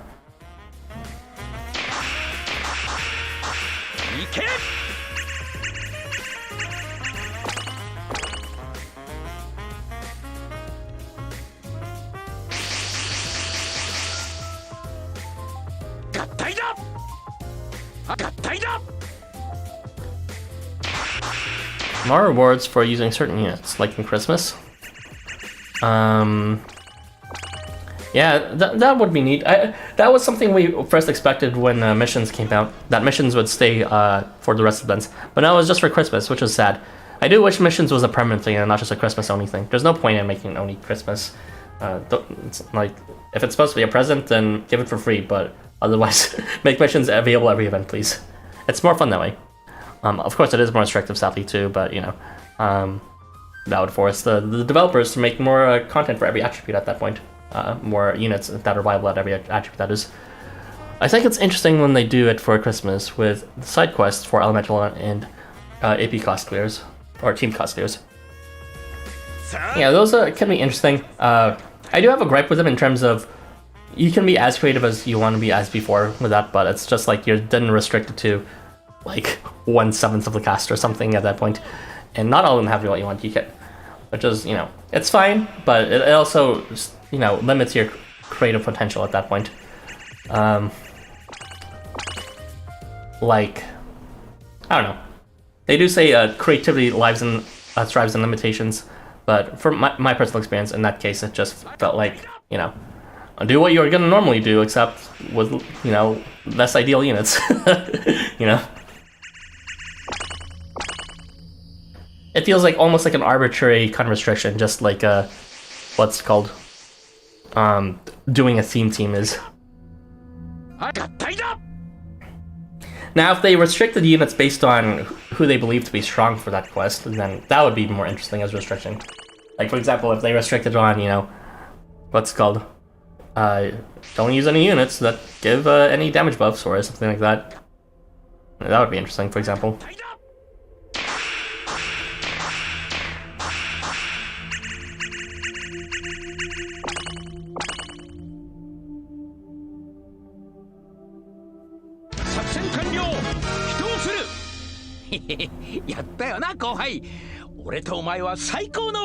Oh yeah, limited team cost clears and elemental restriction clears doesn't really solve the problem of the content still being easy for veteran players. So I really do think they should just start releasing level 90 and 100 content for them specifically. Don't use non-units for this quest. That's so funny, because you'd think it's the opposite, but yeah, yeah.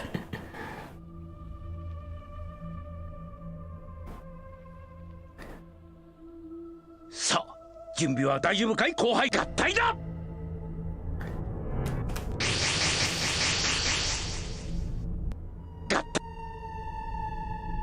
I have a con 合体だ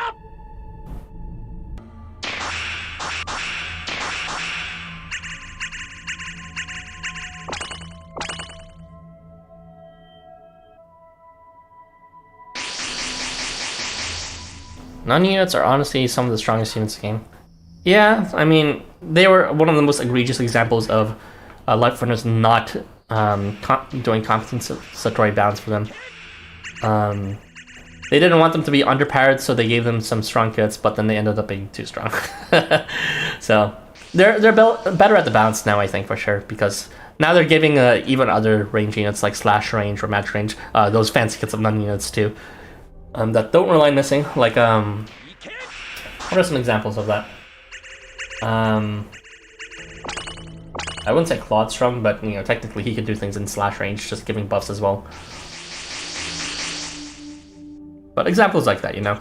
People can have, like, multiple skills without actually, you know, having to miss and do nothing, no attacks. With that said, like, non-units still generally do it better. Non-units are just built differently, for real. やったよな後輩俺とお前は最高のパートナーだよ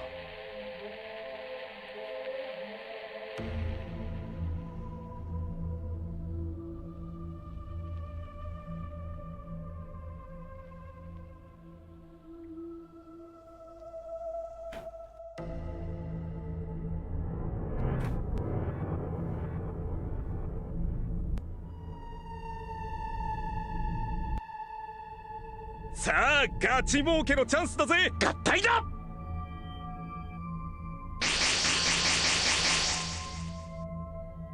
合体だ But yeah, Archie, I do think it's a good idea to have enemies inflict debuff status skills. Or skill statuses? Yeah. They could restrict those to like level 90 or 100 ones. And then they could be like, you know, on turn 3, give this unit countdown. And that one just can't be removed because it's applied every turn start or some shit like that.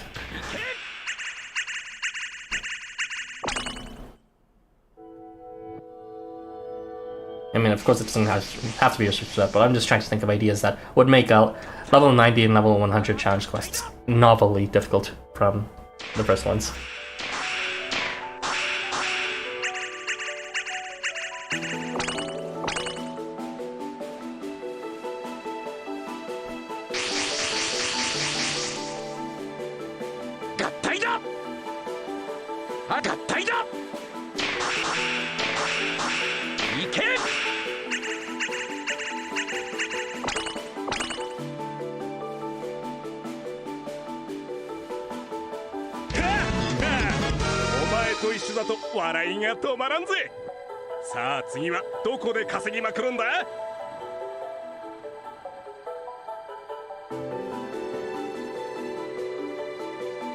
Another example would be Shalotl, his Hell Hot Springs variant. Because it's like, yeah, he's slash range and he does hit decently, but like, who actually attacks with Shalotl? I just bring him just for his like crit skill status that he gives to everyone, you know?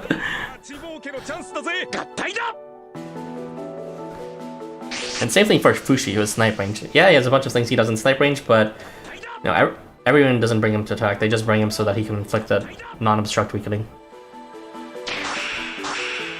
I would like to see a high difficulty quest where all the enemies are one square around the main enemy and have different elements, with the middle being all around.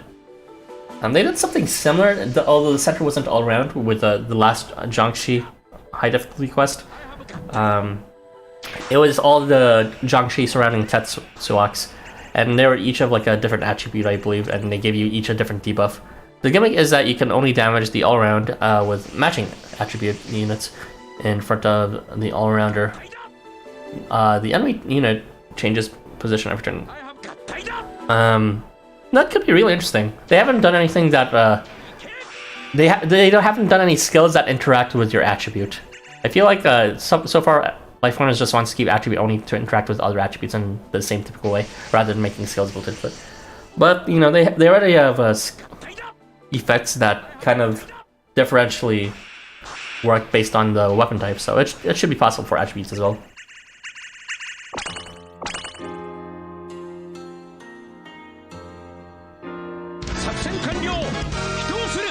But then again, that's also has its own problem of being a bit too, you know, Professor Layton, like in terms of once you know the solution, that's it. There's no difficulty.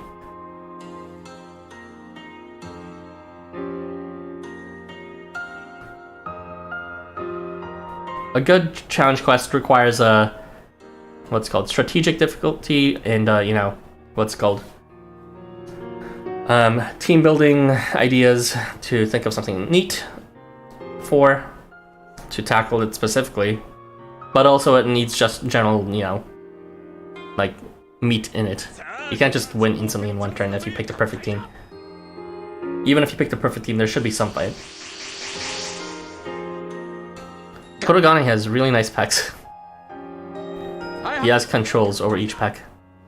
I have control! And then he proceeds to like raise his abs and pecs one at a time, just through his just through thinking about it.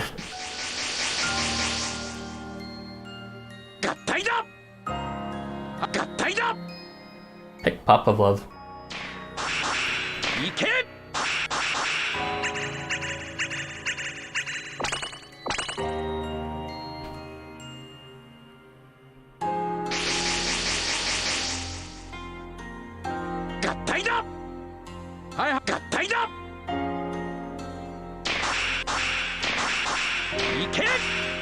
Bomb's taken quite the long-ass vacation, though, hasn't he? In terms of releasing new content for him, based on his own art. Thinking of Kodogane, that is. Night Glows with Kodogane was like the most recent one with him, but Bomb generally hasn't been making as much content. I feel like he was totally clutch during that year with Fkari. He released so much original art by him. And he kind of just saved host mode during that period of COVID's first release. But you know, where the other artists weren't available, he did all the art himself.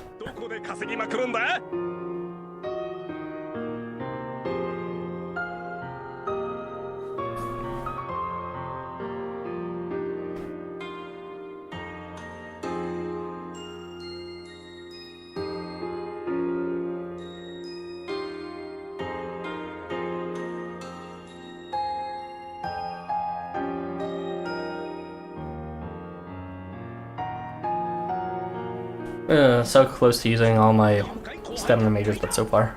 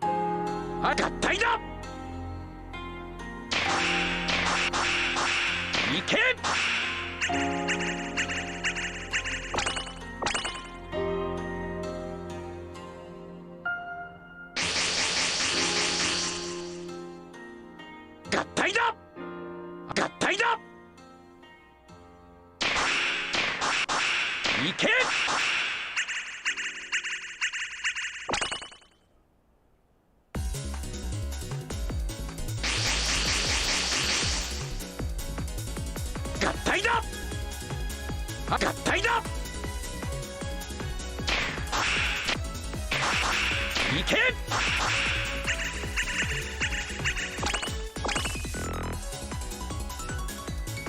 作戦完了。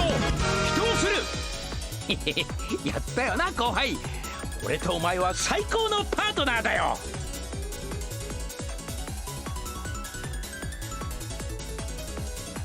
I hope we get a specific bomb for new semester 2022. Oh, that would be pretty cool.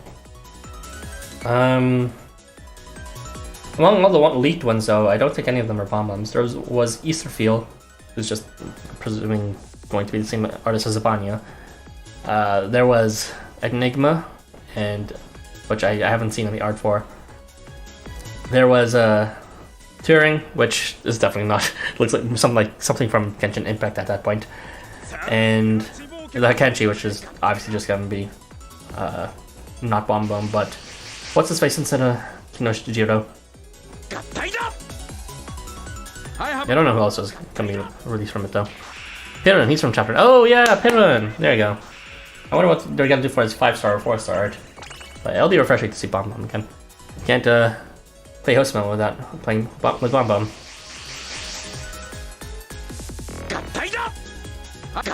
It's just like, I don't know. Maybe I'm just so used to it now that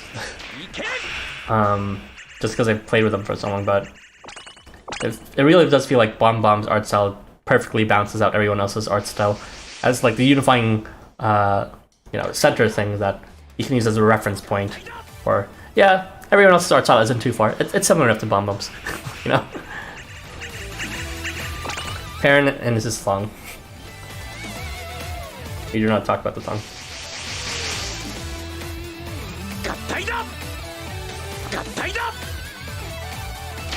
Okay, we are fast approaching the end. We will do one more, and then I'm calling you Kutsumir. Even though it's technically already 6, technically I didn't start until a bit later past 6, so let's just do that. Hiron and this special hammer. That's one way of describing it.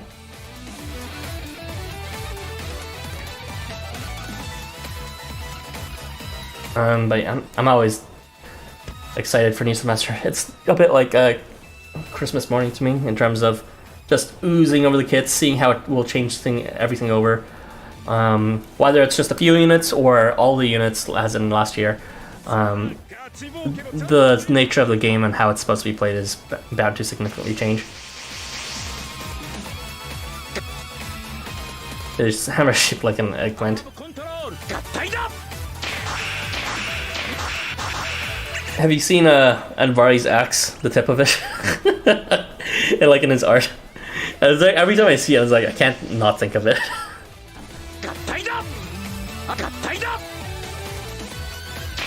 Anvari can split me with the tip of his axe any day. I'm sorry, Zobo, it's literally too late. It's literally too late. You said you were gonna join, but it's too late. It's too late. Too late. Yeah, go take a look at Anvari's art. It's really something else. I do hope new semester is goodbye. Wow, you said that in one sentence. Damn, with a B. But yeah, this is actually the very last game, Joe. So thank you for being here to say bye. It's nice to see you, Joe. Just to say goodbye.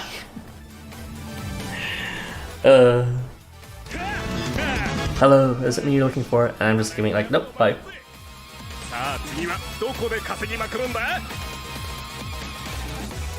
Okay, since it's the end of the thing, I'll just it's in the loading art. Check the loading art out. It looks most like it there. I would presume it's based on the thing, but let's take a look at it. It wouldn't be in his art, it would be in his. Yeah, the tip of it, as you can see, looks like something, and it looks even worse in the loading art. Anyway, you pretend you do not see. But yeah, let's review our items.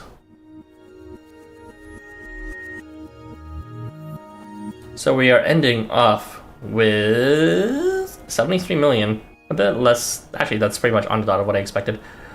2 majors left, so I'm finally digging into my drinks, but it's taking a while. I don't think I'll be coming close to finishing my drinks by the time the next weekend comes over, but we'll see if I'm grinding souls enough. Anyway, thank you for joining, everyone. I will just go and hop off now. I don't know. Everyone boo Joe. Boo's that man. I'm kidding. Joe, thank you for joining in for the last second. I did not mean to pop me boy. I just think it's funny. But yeah, thank you for joining Panda Boy, Jerbear, Joe, and Prisma, of course. Prisma. See you guys there. And take care for the rest of the week, because I'm probably not making content until next weekend. So, bye-bye. Oh yeah, I'll go check your things out after Jerbear. So, see you then. Peace.